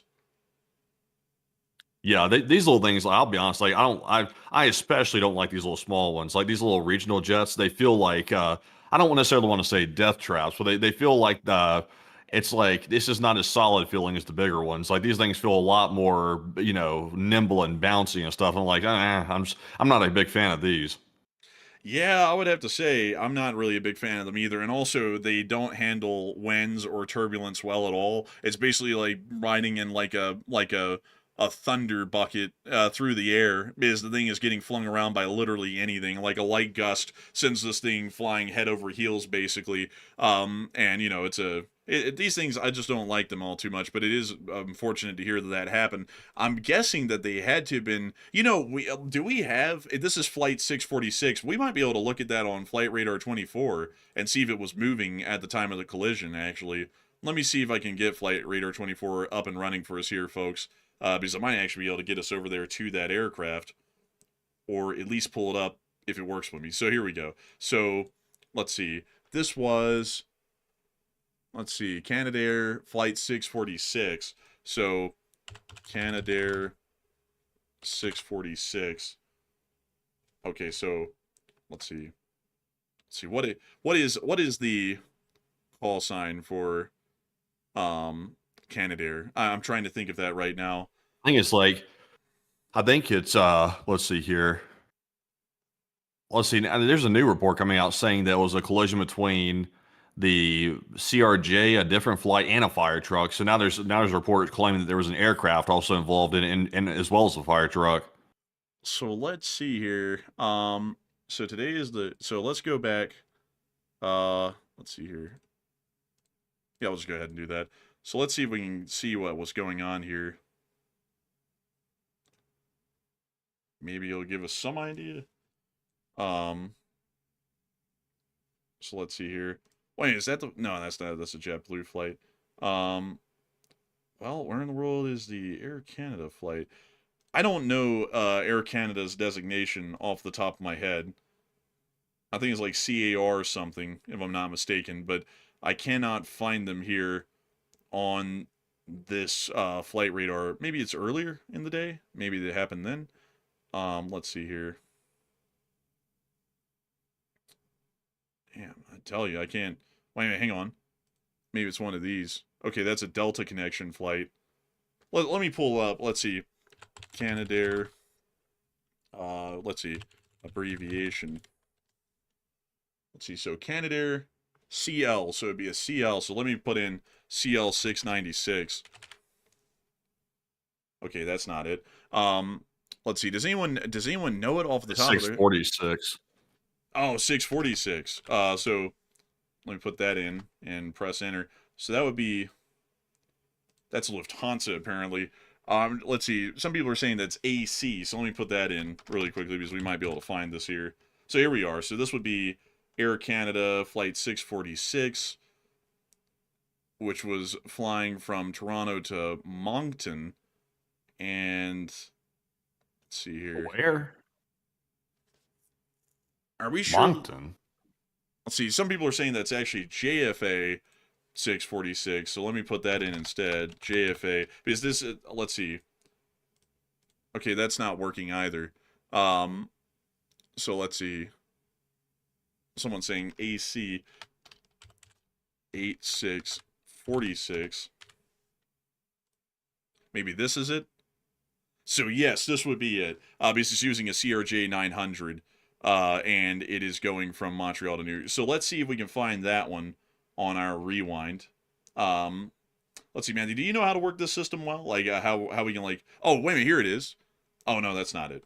So. Yeah, you click the flight. Click the flight. This one? Yeah, if that's it right there, Okay, you so- click that. And then you click the one you're looking at and it should bring it up. This one right here? Yeah, if that's it. Let's see. This is the flight. Play. See on the right it says Yeah, play. I was just making sure that was the right one, though. So let's see here. So let's play, and let's get to the end of its flight.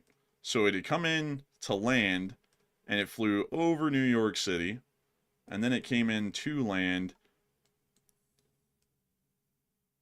And Holy then- moly, you can see where it turned right there and had the problem. Yeah, Is so this the right flight?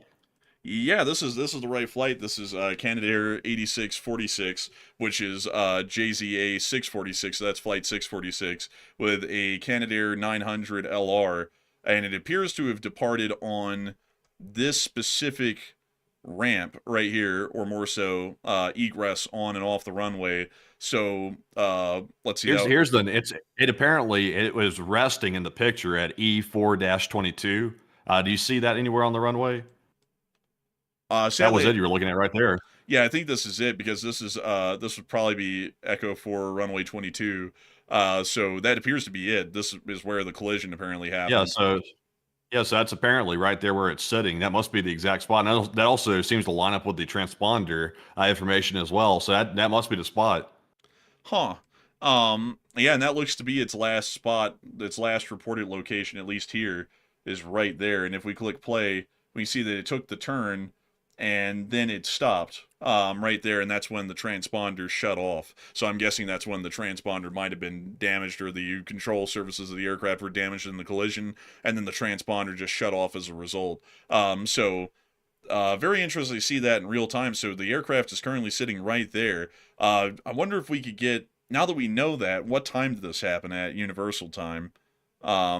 This was 3:37 a.m. UTC. So if we go here and we go to 3:37 UTC, we can actually see this aircraft on the tarmac. There it is. So here's the JCA flight 646 right here. And so it's coming. Oh, let's see. Can we get the speed down a good bit at this point? Here we go. So this is JZA 646 right after it had landed. Let's see. So here we go. So it lands, and we're now watching this in real time. So it should be down here. There it is. So it's currently coming in, and we'll speed this up just a little bit to ×2.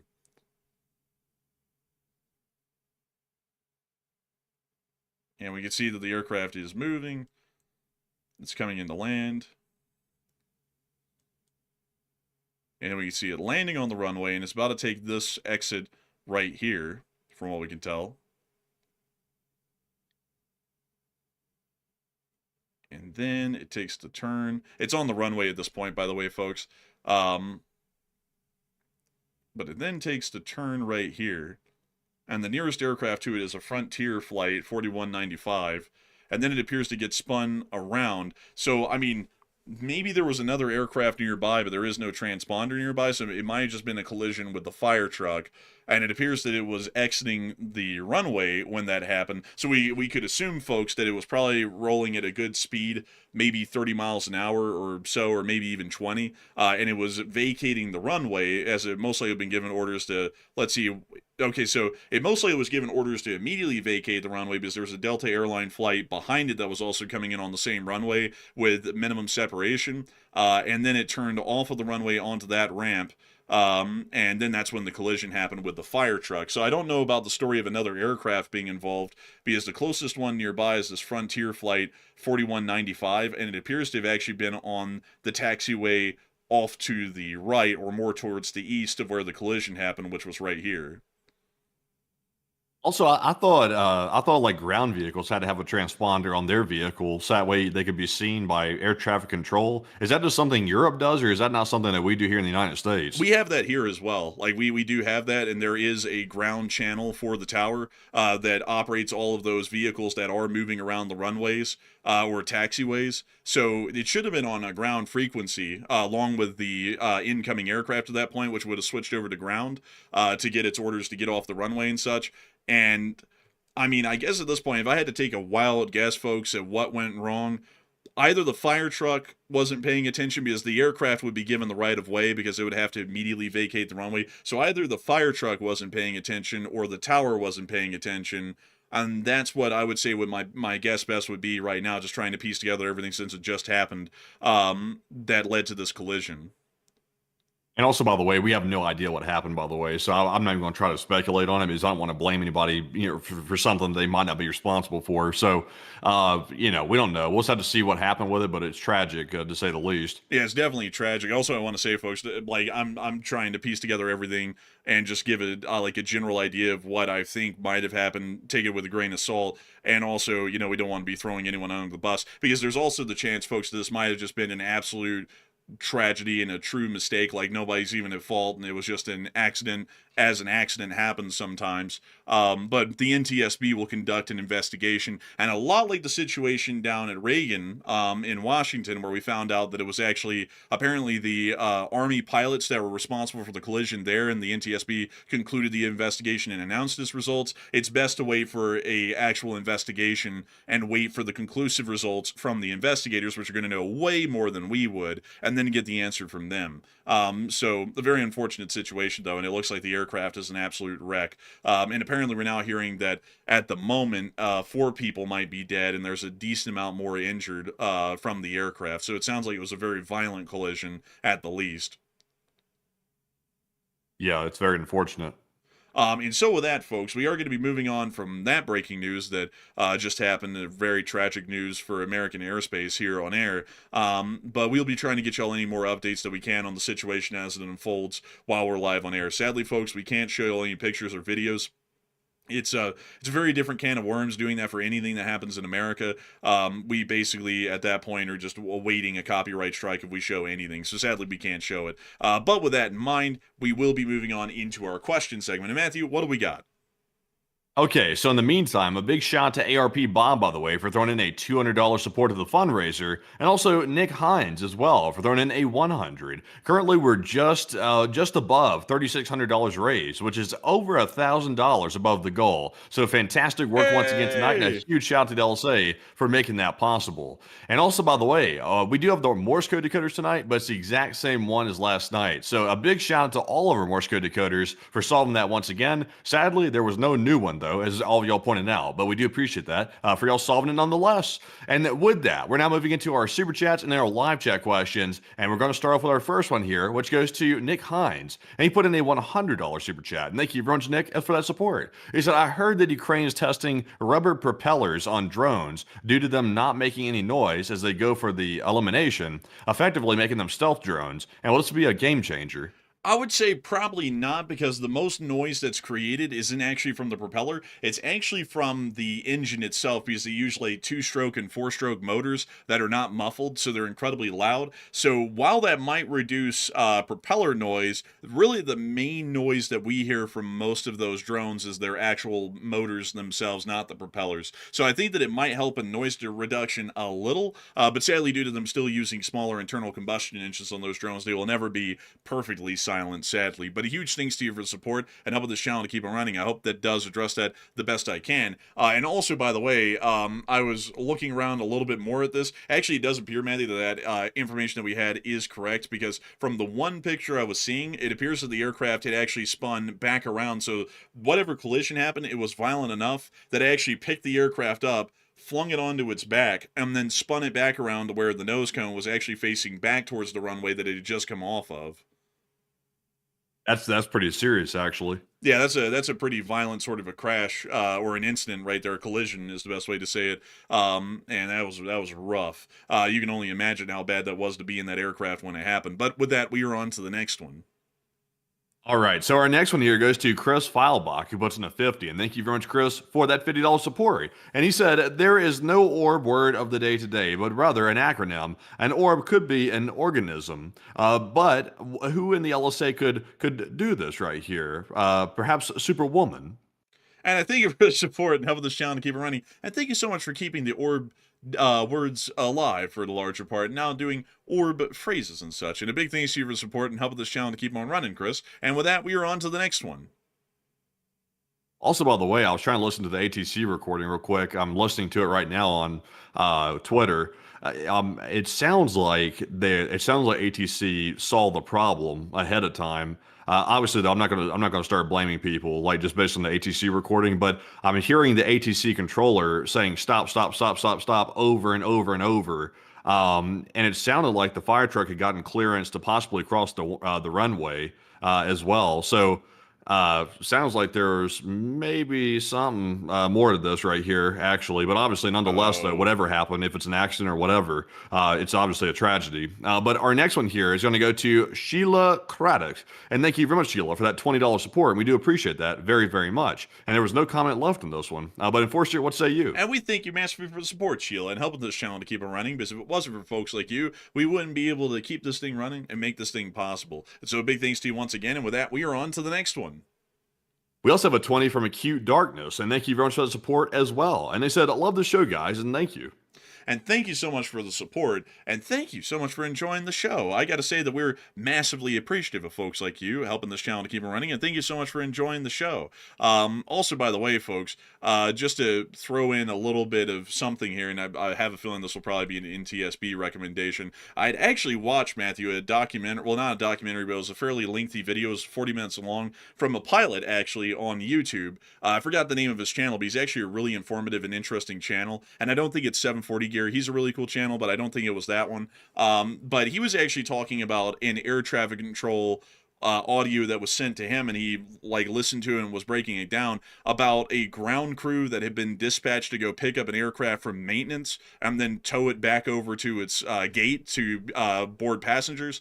And those people inside of those tugs actually didn't really know how to communicate with air traffic control and weren't really picking up a lot of the calls. So it might be, I mean, if I'm going off of that video and just trying to come up with something here, because this will probably be the NTSB recommendation, and this might just be a legitimate, unfortunate tragedy and an incident that happened here, but it might have been that the people inside of the ground vehicle may have not been able to hear ATC or ground, the ground frequency, or they may have not understood some of the calls because they may have not been trained a lot on how to maneuver around the runway, and that might have been what led to the collision. And if that's the case, that's actually something that's, according to that pilot on YouTube, he said that that was fairly common in America for that sort of training to not really be given out that handily. So the NTSB might conclude the investigation and give out a new recommendation that training largely would need to be mandatory for most ground personnel that would be qualified or licensed to operate a vehicle on the perimeter of the airport. So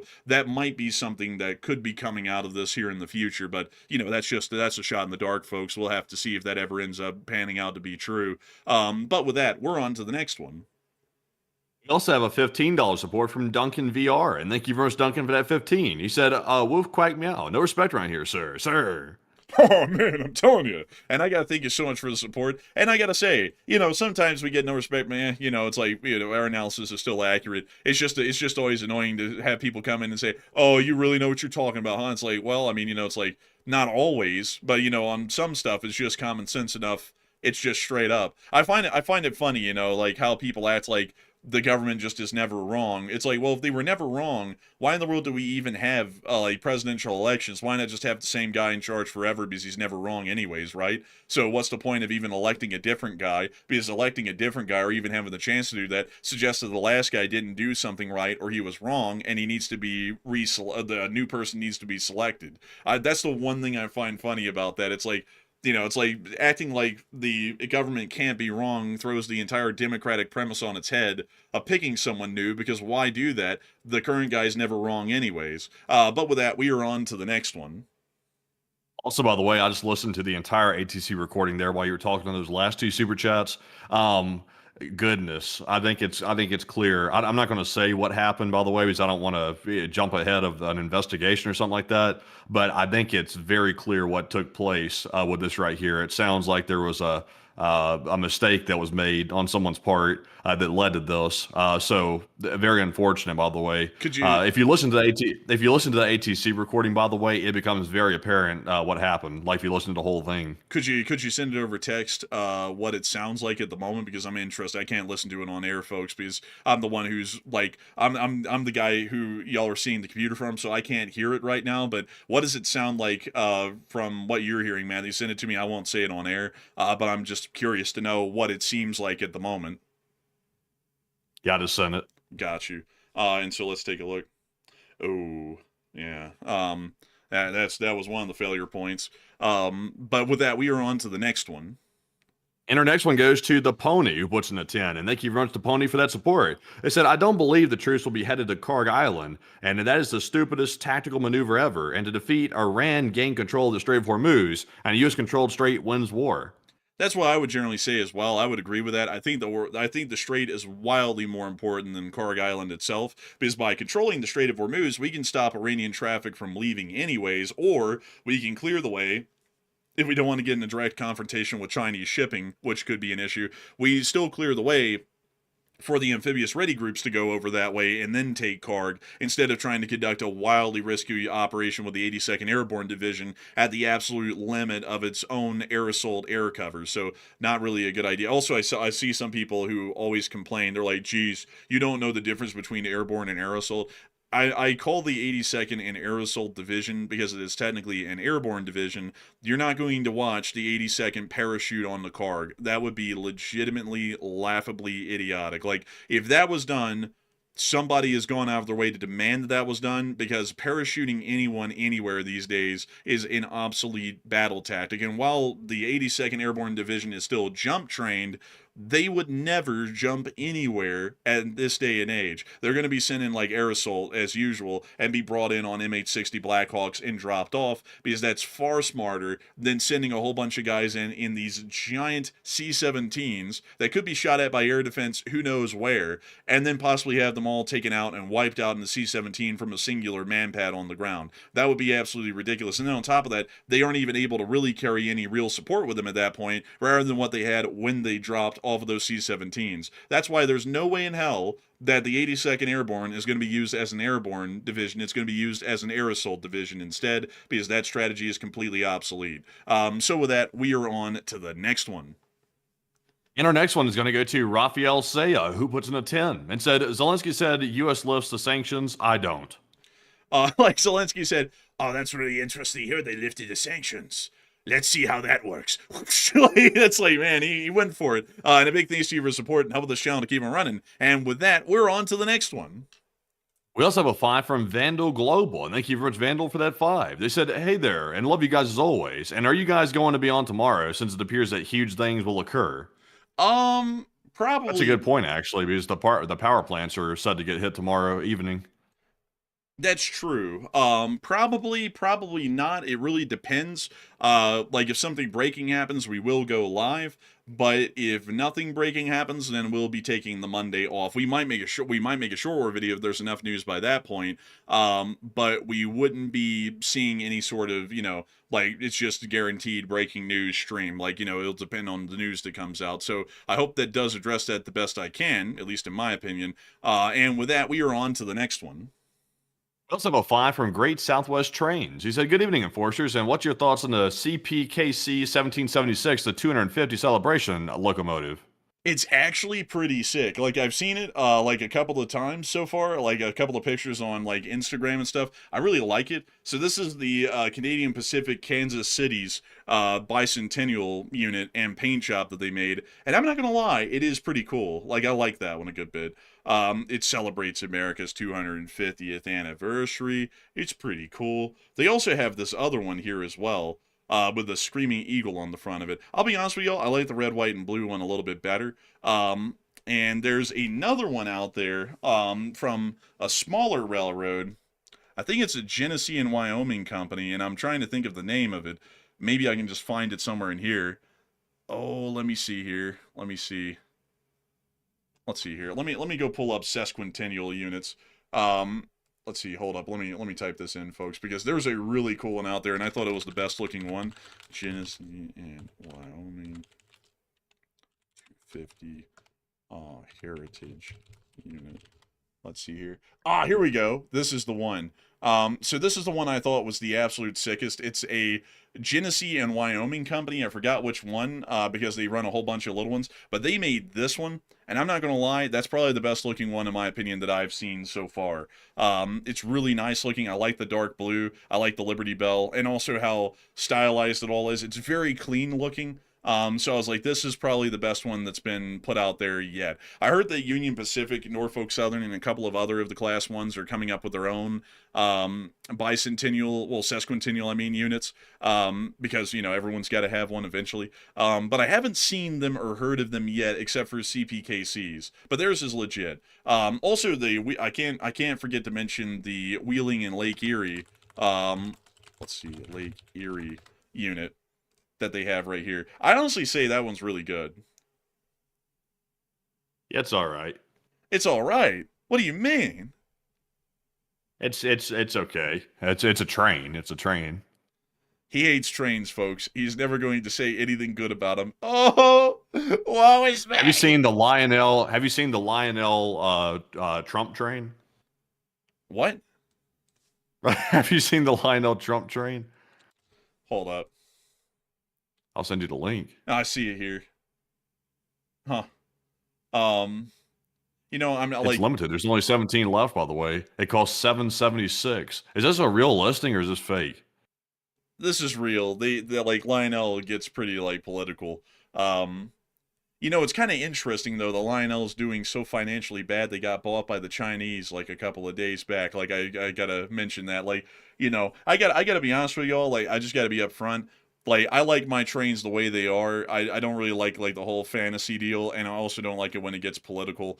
And, I gotta say, like, in this particular instance, it's kind of ironic, considering that the tariffs almost obliterated the entire model railroad industry last year, and all of them were in a panic over that, when that was still ongoing. It's like, it's kind of ironic that they make one like this. It's like, this is a guy who almost nuked the model railroading industry, mind you. Also, by the way, I'm not sure if they got bought by a Chinese group, by the way, just to make that clear. Well, no, like here I can go pull it up. Let's see.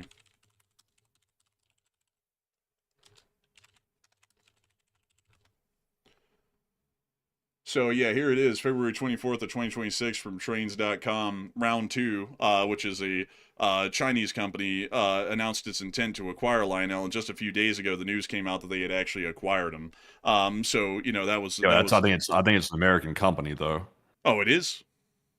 Yeah, that's why I was saying you might want to back that off, that statement there. Well, that's what I heard at least, but we'll have to see. Take it with a grain of salt. But anyways, with that, we are on to the next one. And with that, folks, that is the end of our super chat questions for now. And I was just making sure that there weren't any more to address real quick, and it looks like that is it for now. So a big shout out to everybody once again for helping to support the channel, even on the Sunday night fundraiser stream, by the way. And we do appreciate that very, very much.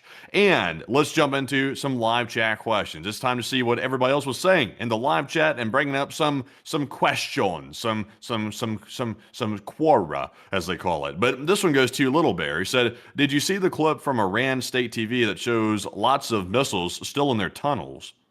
I would say yes, I did see it, but we don't know when that was filmed, and that could have been filmed at any point in time before the war or during the war. But I did see it, so I hope that does address that the best I can. And with that, we are on to the next one.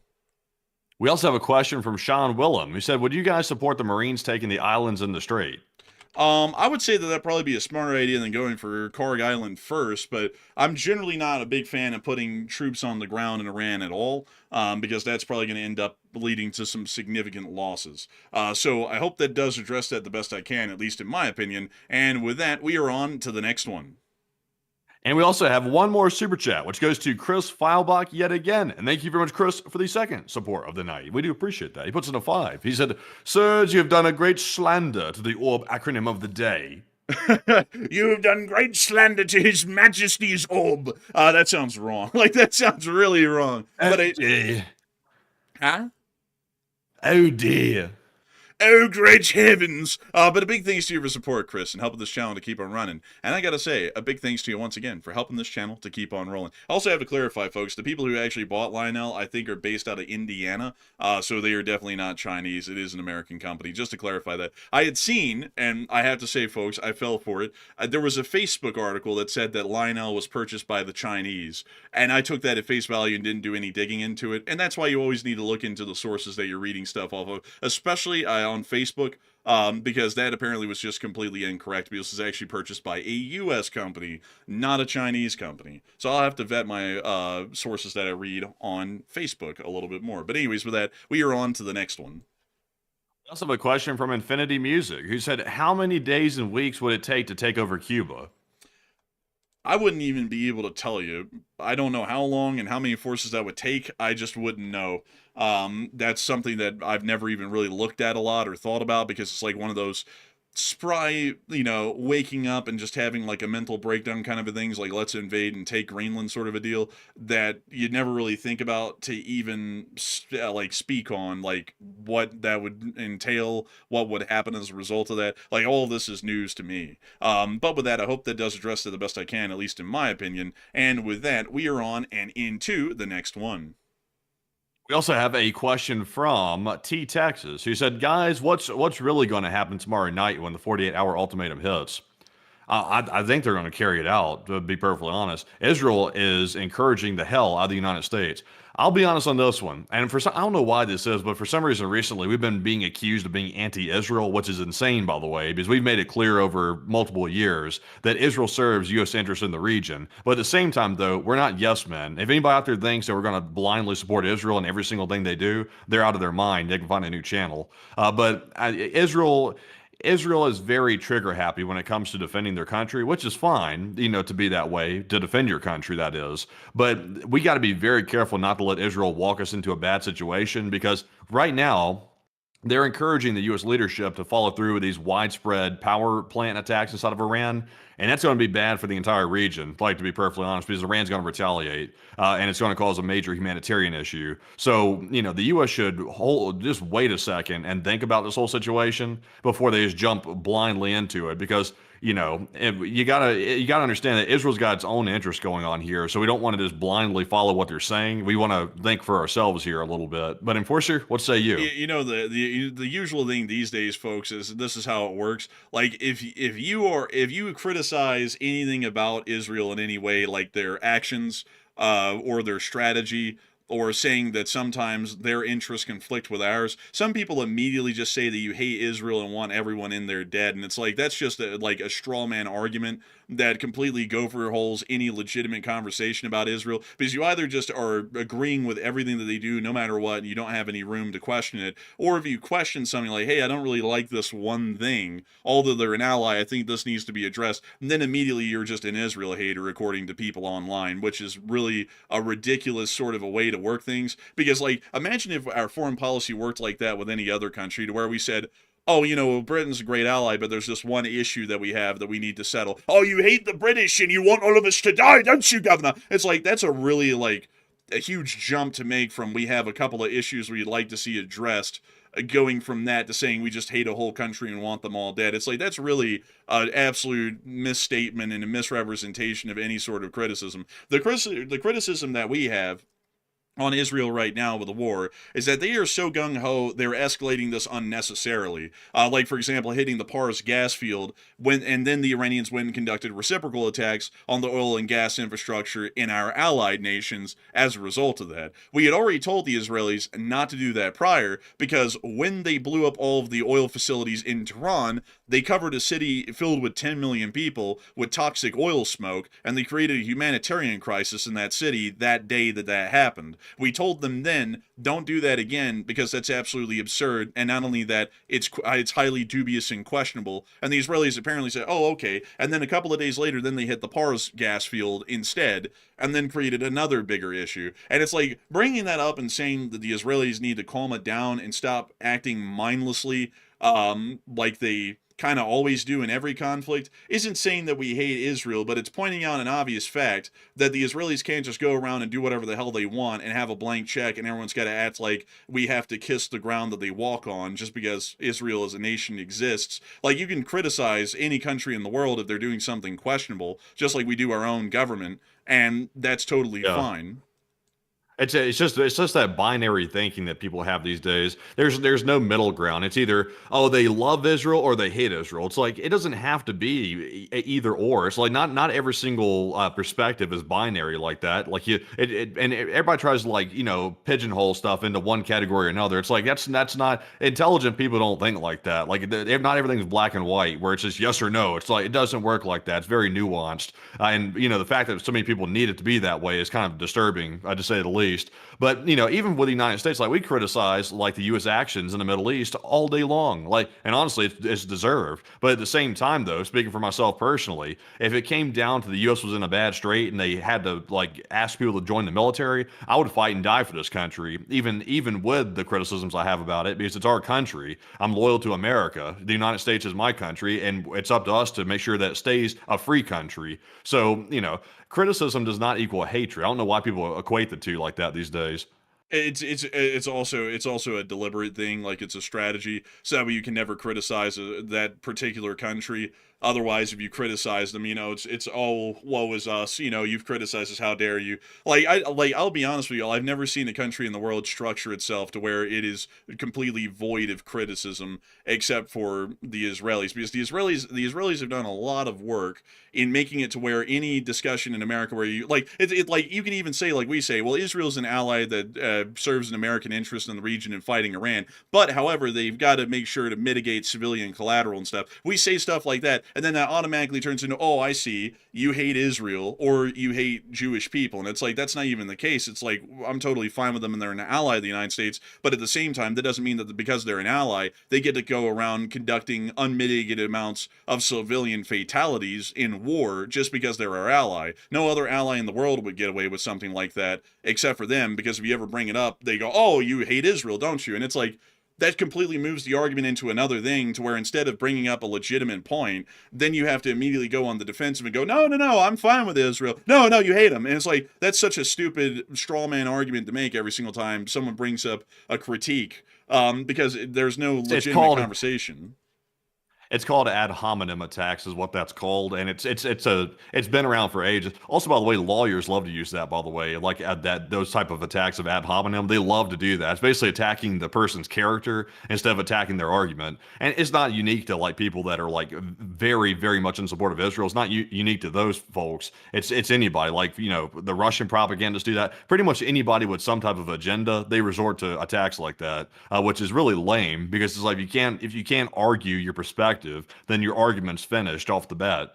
Yeah, and another thing, folks, is like, we like, and it's so funny to me. People be like, "Oh, you clearly hate Israel." It's like, did they see what we were talking about in 2023 when we said they were entirely justified in their strikes against Hamas and Hezbollah, and they were even justified in conducting strikes on Iran as a result because those forces are basically the proxy forces of Iran? I mean, did they see that? It's like, yeah, they did. And it's like, and still, like, bring up anyone. It's like that in domestic politics these days as well. Like, you can generally say stuff like, I love America and I love the country, I'm looking out for its best interests, but this current administration needs to pay attention to these certain things. And then people, you hate America, you want Americans to die. It's like, actually, I'm looking for Americans to survive. And that's why I don't just, back up some dude, especially when they're all in their 80s and they're senile. And I don't just back them up blindly, because that could end up getting people I know that are serving right now killed. And so I have a little bit of a reason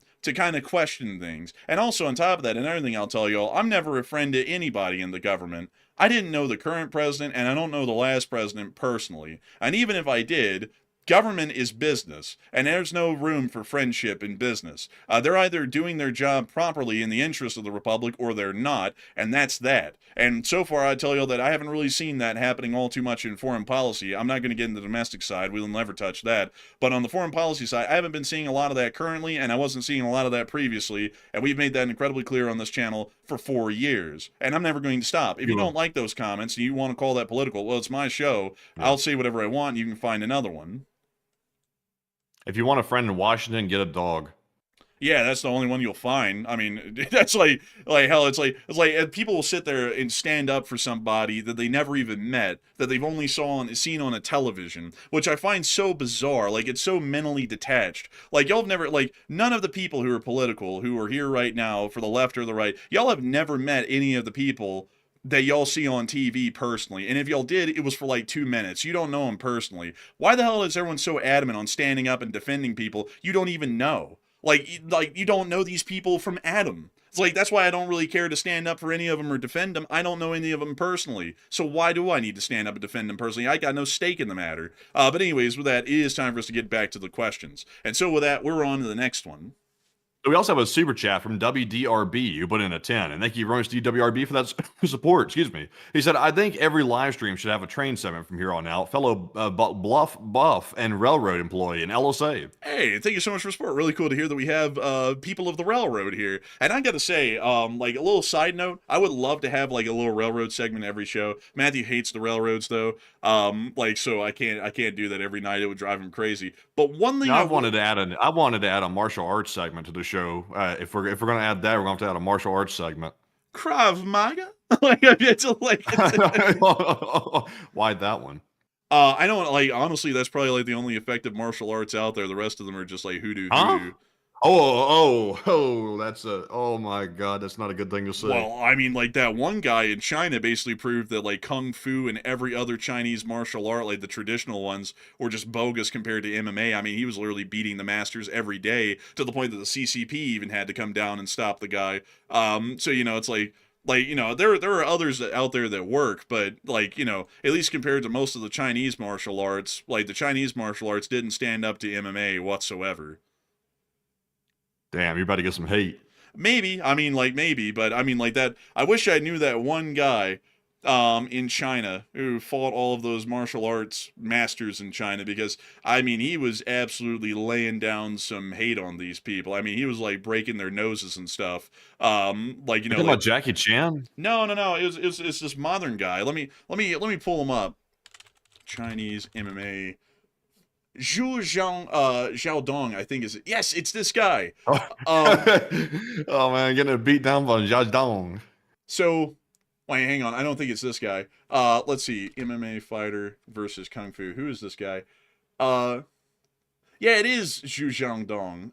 And let me see if I can show you this guy, because he's actually been barred from fighting in China. But it's this guy right here, and he's an MMA fighter, and he said all of these ancient, like, Chinese secret martial arts are just bullshit because they actually don't work. And he would, and everyone sounds like you're full of crap because you're not. That's just not even true. Kung fu and all this stuff in karate has this multi-thousand-year-long tradition. It can't be BS. So the guy would challenge the actual masters of all of these different martial arts styles in China to hand-to-hand combat. Like, here's a clip of it right here, actually. And this, I think, was Wing Chun, who was the kung fu master, and then like Zhu Xiaodong, and he beat the hell out of this guy 3 times over. I mean, basically knocked him out 3 times in a row. And he did that with every martial art in China. Are you sure that he's been barred from that? Because that's a pretty specific statement to make. Are you sure about that? Well, I know that he had I think from what I was remembering, I think that is the case, and they even I would say allegedly on that, since you're mentioning a specific person, because I don't see anything about that on the internet. Well, allegedly he was, but I mean, China also made him wear this paint, which in Chinese opera is supposed to make you look like a clown.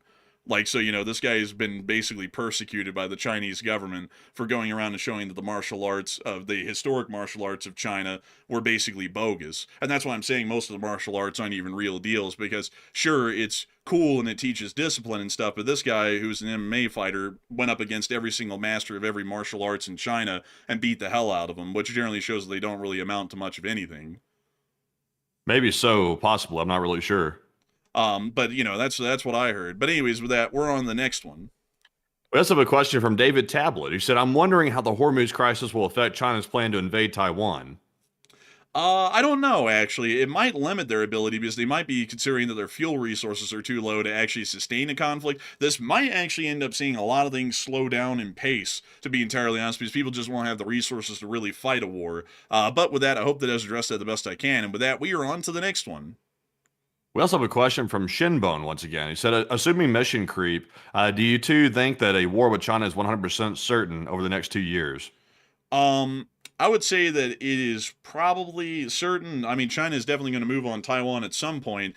But this whole situation with HORMUZ might actually be pushing that back a little bit, possibly, especially if the Chinese start running low on fuel along with us. We might wait for the situation resource-wise to become a lot more advantageous and then go and try and strike. So I hope that does address that the best I can. And with that, we are on to the next one.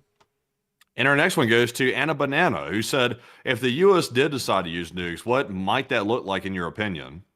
I would say, I mean, it would just look like small tactical nuclear drops in Iran, probably with B-61s. That's probably the best way that I could explain it. So I hope that does address that the best I can. And also, one second, folks, I'm trying to find something. Let's see. One second, folks. I got to try and find something here. So, let's see. Interesting. So I can't find anything on that, sadly, at the moment. But anyways, with that, we are on to the next one. We also have a 20 from Bilda Beretta, and thank you very much for that $20 support. They said, have you heard of Shahed's purported updates allowing for real-time flight adjustments? And Omani ships were hit. I'm worried for the troops and made a few thousand shorting indexes. And your analysis helped. Thank you. And here's your cut. Oh, and thank you so much for the support and help with this channel to keep it running. And I'd have to say that we have heard about that, and it's a fairly interesting advancement. We've been seeing a lot of advancements like that in drone warfare across the board. So I thank you for the support and hope that does address that well. And with that, we are on to the next one. We also have a question here from James Margolis. He said, wouldn't the HORMUZ have been planned over years? And I feel like we're doing this as we go.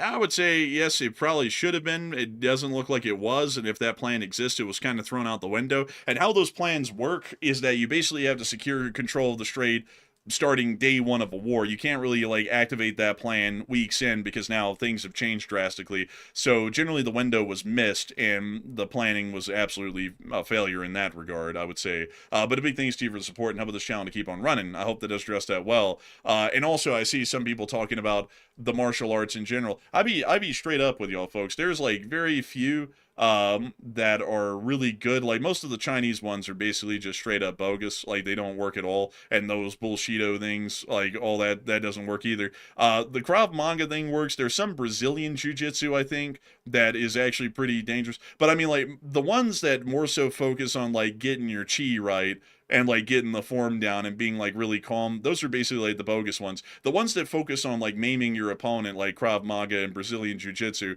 those are the ones that are actually real martial arts, because it's not focusing on trying to like be like the sensei. You're focusing on beating somebody, you know, and that's what happens in any sort of a physical confrontation. I'll be straight up with y'all. I mean, just straight up bare-fisted boxing is more effective than most Chinese martial arts. Like, the Chinese Communist Party is going to hate me for telling y'all that, but I mean, that's just the truth of it. I mean, that one martial artist that I'm telling y'all about, the MMA fighter from China, he proved that outright in every single fight. I mean, he hardly even had to kick the people. He just was punching them for the most part, and they didn't really stand much of a chance. Y'all can go and watch that guy's clips online, by the way, folks, of the fights that he was in. The Chinese tried to stop most of those actually from getting out, but a decent amount of them actually did. And if you watch the guy fight any of these people, I mean, it's like a hands-down, no contest victory on his end. And what was even crazier is that in some instances, the Chinese judges that would judge the fight at the towards the end of this guy's kind of like career in China fighting these folks,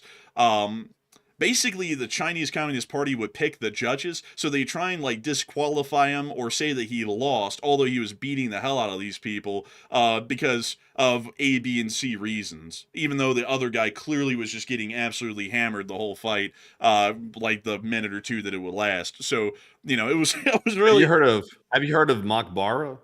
I haven't heard of that one. Yeah, that's a Klingon martial arts.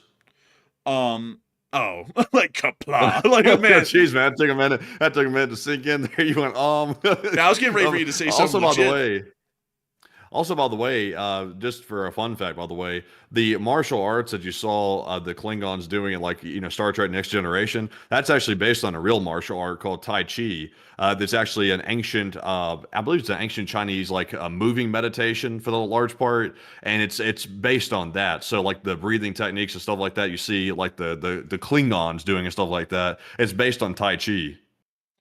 I mean, you know, that's interesting, but it's like, you know, that's acting on a stage. It's like, does that stuff stand up in real practice? It's like, compared to Zhu Xiaodong, it's like, no, it did not. Like, he was beating the snot out of people. Well, you know, martial arts is like half of it's about like you know, a mindset type thing. Like you have to get in the right mindset for most of these martial arts. You know, like in theory of it, you're supposed to before you start actually practicing technique. Well, yeah, but I mean, like, he was fighting the legit, like, the Chinese had declared these people the masters of their martial art, like karate and kung fu and stuff, in China. He was legitimately fighting the quote-unquote Chinese-sanctioned masters in a country of 1.4 billion people, with most everyone in China in school learning at least one of those martial arts like karate or kung fu, and he was knocking the snot out of these guys, and those are supposedly the best in China. And it's like, you know, it's like, if they are in the right mindset, then nobody else is in the right mindset, because these are literally the masters of the art, like the martial art itself. Yeah, I would say so. I would say. Yeah, I mean, you know, like, I can't speak for most other martial arts, but but Zhu Xiaodong largely proved that all Chinese martial arts are not really that good. You know, it's basically just more so for form and like looking cool than it is actually effectively fighting. And also on top of that, folks, I mean, if something's teaching you like how not to throw a punch and basically just defend and then beat an opponent by defending, I mean, how bogus is that? To win, you eventually, like in any concept, you eventually have to go on the offensive to win. You can't always be on the defensive and win somehow that way. So it's like, you know, that's really weird logic there. But anyways, with that, we are on to the next one. Let's have one more super chat. It goes to Vandal Global. He said, "Would Bruce Lee have a chance versus Krav Maga?" I don't know. I wouldn't know that one, me personally. But with that, we are on to the next one. Someone in the chat said, "I practice Glock martial arts at my age." Man, that's a different type of martial art right there. Bending metal or metal bender. Or, you know, what's that thing? Bending. What's that thing called? The air bender. Like what's that? Isn't that some movie or something like that? That's Avatar. Yeah, that's a little. Yeah, that's Avatar right there. A little air bender. They got that metal bender out there bending that lead. I'll tell you what. But anyway, so moving into our next one here. This one goes to Angela Bama. And thank you very much for that $50 support, by the way. And we do appreciate that. They said, "Thanks for always being here with the news." And thank you so much for the support, and thank you for enjoying us being here with the news. I gotta say, a humongous thanks to you so much once again for that support and helping the channel keep running, even on a Sunday. And so a big thanks to you once again. And with that, we are on to the third to last question of the night. This one goes to Game Cade, who said, a good evening, and I haven't heard about the Mexico situation. Did it simmer down? Generally, it's kind of simmered down. I mean, there's still some fighting going on in the Jalisco state, but it's not to the degree that it once was. So luckily, it's largely died down at this point. So I hope that does address that the best I can. And with that, we are on to the third to last question of the night. I thought this was the second to last question of the night. Oh, second to last. Sorry, I misspoke right there. So this one goes to AF Kaplan, who said, if striking power plants is not a good idea, then what would be a better alternative beyond liberating the Strait of Hormuz? Cyber attacks, perhaps? I would generally say attacking their energy infrastructure shouldn't be on the table at all to where we're having to try and come up with an alternative to take it down. I think it's best to just leave that up and running because it really is going to have no impact on the war rather than increasing the suffering of the Iranian people, which is going to start turning them against their cause. So I would say that the best alternative to that would be to do nothing, if we're speaking about trying to do something similar to that, and just work on the Marshall side of things, which is clearing out the strait and resuming the flow of traffic, because that's really the only way they're hurting us. Also, by the way, folks, I have to bring up something because I know that this is well off like just off left field, but I have to show y'all this because I found this really interesting, and I just had to share it with y'all. I mean, it's cool to me. It's probably going to be cool to y'all. Did y'all know that Lego came out with a Ford Model T? Now that is left field. It is left field, but you know why? I found out today it actually has a lifting hood that actually has an engine inside of it, and I thought that was really cool. That is crazy. That is legit. I mean, like, I had to share that with y'all because I was like, I cannot let y'all know. I cannot let y'all not know about something like this. If y'all don't know about it, I mean, this thing is actually pretty sick looking. And it's one of the early era Model Ts, too. So it had the solid white rubber tires because they hadn't figured out how to dye the rubber yet. So it just ended up being solid white. Looks pretty clean. But anyways, with that, we are on to the final question of the night. And so, who is the lucky last person who threw in the lucky last question of the night? And that viewer is Marie Jacobs, who said, if we did take Karg Island, would Iran send missiles into their... Oh, bless you. That was a rolling sneeze there. Excuse me. This one goes to Marie once again. He said, if we did take Karg Island, would Iran send missiles into their own land to hit American soldiers and risk hitting their own oil facilities? And thank you for all the research. And thank you so much for the great question. And the answer to that is yes. Generally, the Iranians operate off of a scorched earth tactic, or at least we would assume they would, because they're radically driven by their ideology. So we would assume that they probably would conduct attacks of that caliber. I would say yes. So I hope that does address it the best I can, and we have reached the end of tonight's stream. I have to thank you all so much once again for watching, and I have to say that tonight's fundraiser has been absolutely incredible. Absolutely mint. We have raised $3.6 thousand for the Gary Sinise Foundation, which is an absolutely incredible way to round out this night after a tremendous amount of news. I have to thank the 187,000 people who have been here over the course of the stream. We're entirely honored and greatly appreciative to have had all of y'all here, and we're also entirely honored and greatly appreciative to have had 14.3 thousand of y'all still here at the end of the stream, and at the peak we had 27,000 people here. That's truly unbelievable, and I gotta thank you all so much once again for watching, and we will see you all on Tuesday at 10 p.m. Eastern Time to cover the next 24 hours of the news from around the world. And if there is a short war video to be made tomorrow, I will be the one making the short war video, and if there is any breaking news that happens that's absolutely crazy, we will be making sure to go live and cover that news. And so with that, we will see you all then. Good night, good luck, take care, stay safe. Slava Ukraini, Heram Slava. Long live the Lee Spring Army, and long live the Republic. And with that, folks, we will see you all definitely on Tuesday night, if I can speak right there, at 10 p.m. Eastern for our next Nightly War News stream. And if there is something that happens tomorrow and the U.S. actually carries out their 48-hour threat, then we'll likely be live probably tomorrow evening, I'd imagine. So we'll have to see if that's the case. But if not, and nothing happens tomorrow, we'll definitely see you on Tuesday. And also, be sure to join Enforcer midday for that video as well, unless we're running a live stream. We'll have to see. We're playing tomorrow by ear quite a lot. If something happens, we'll be here. And if not, you'll see a video. But we appreciate you all. 190,000 plus people for joining us tonight and choosing us as your news source. And of course, we'll see you all in the next one. And of course, Slava Ukraine, Heram Slava, get some rest and good night.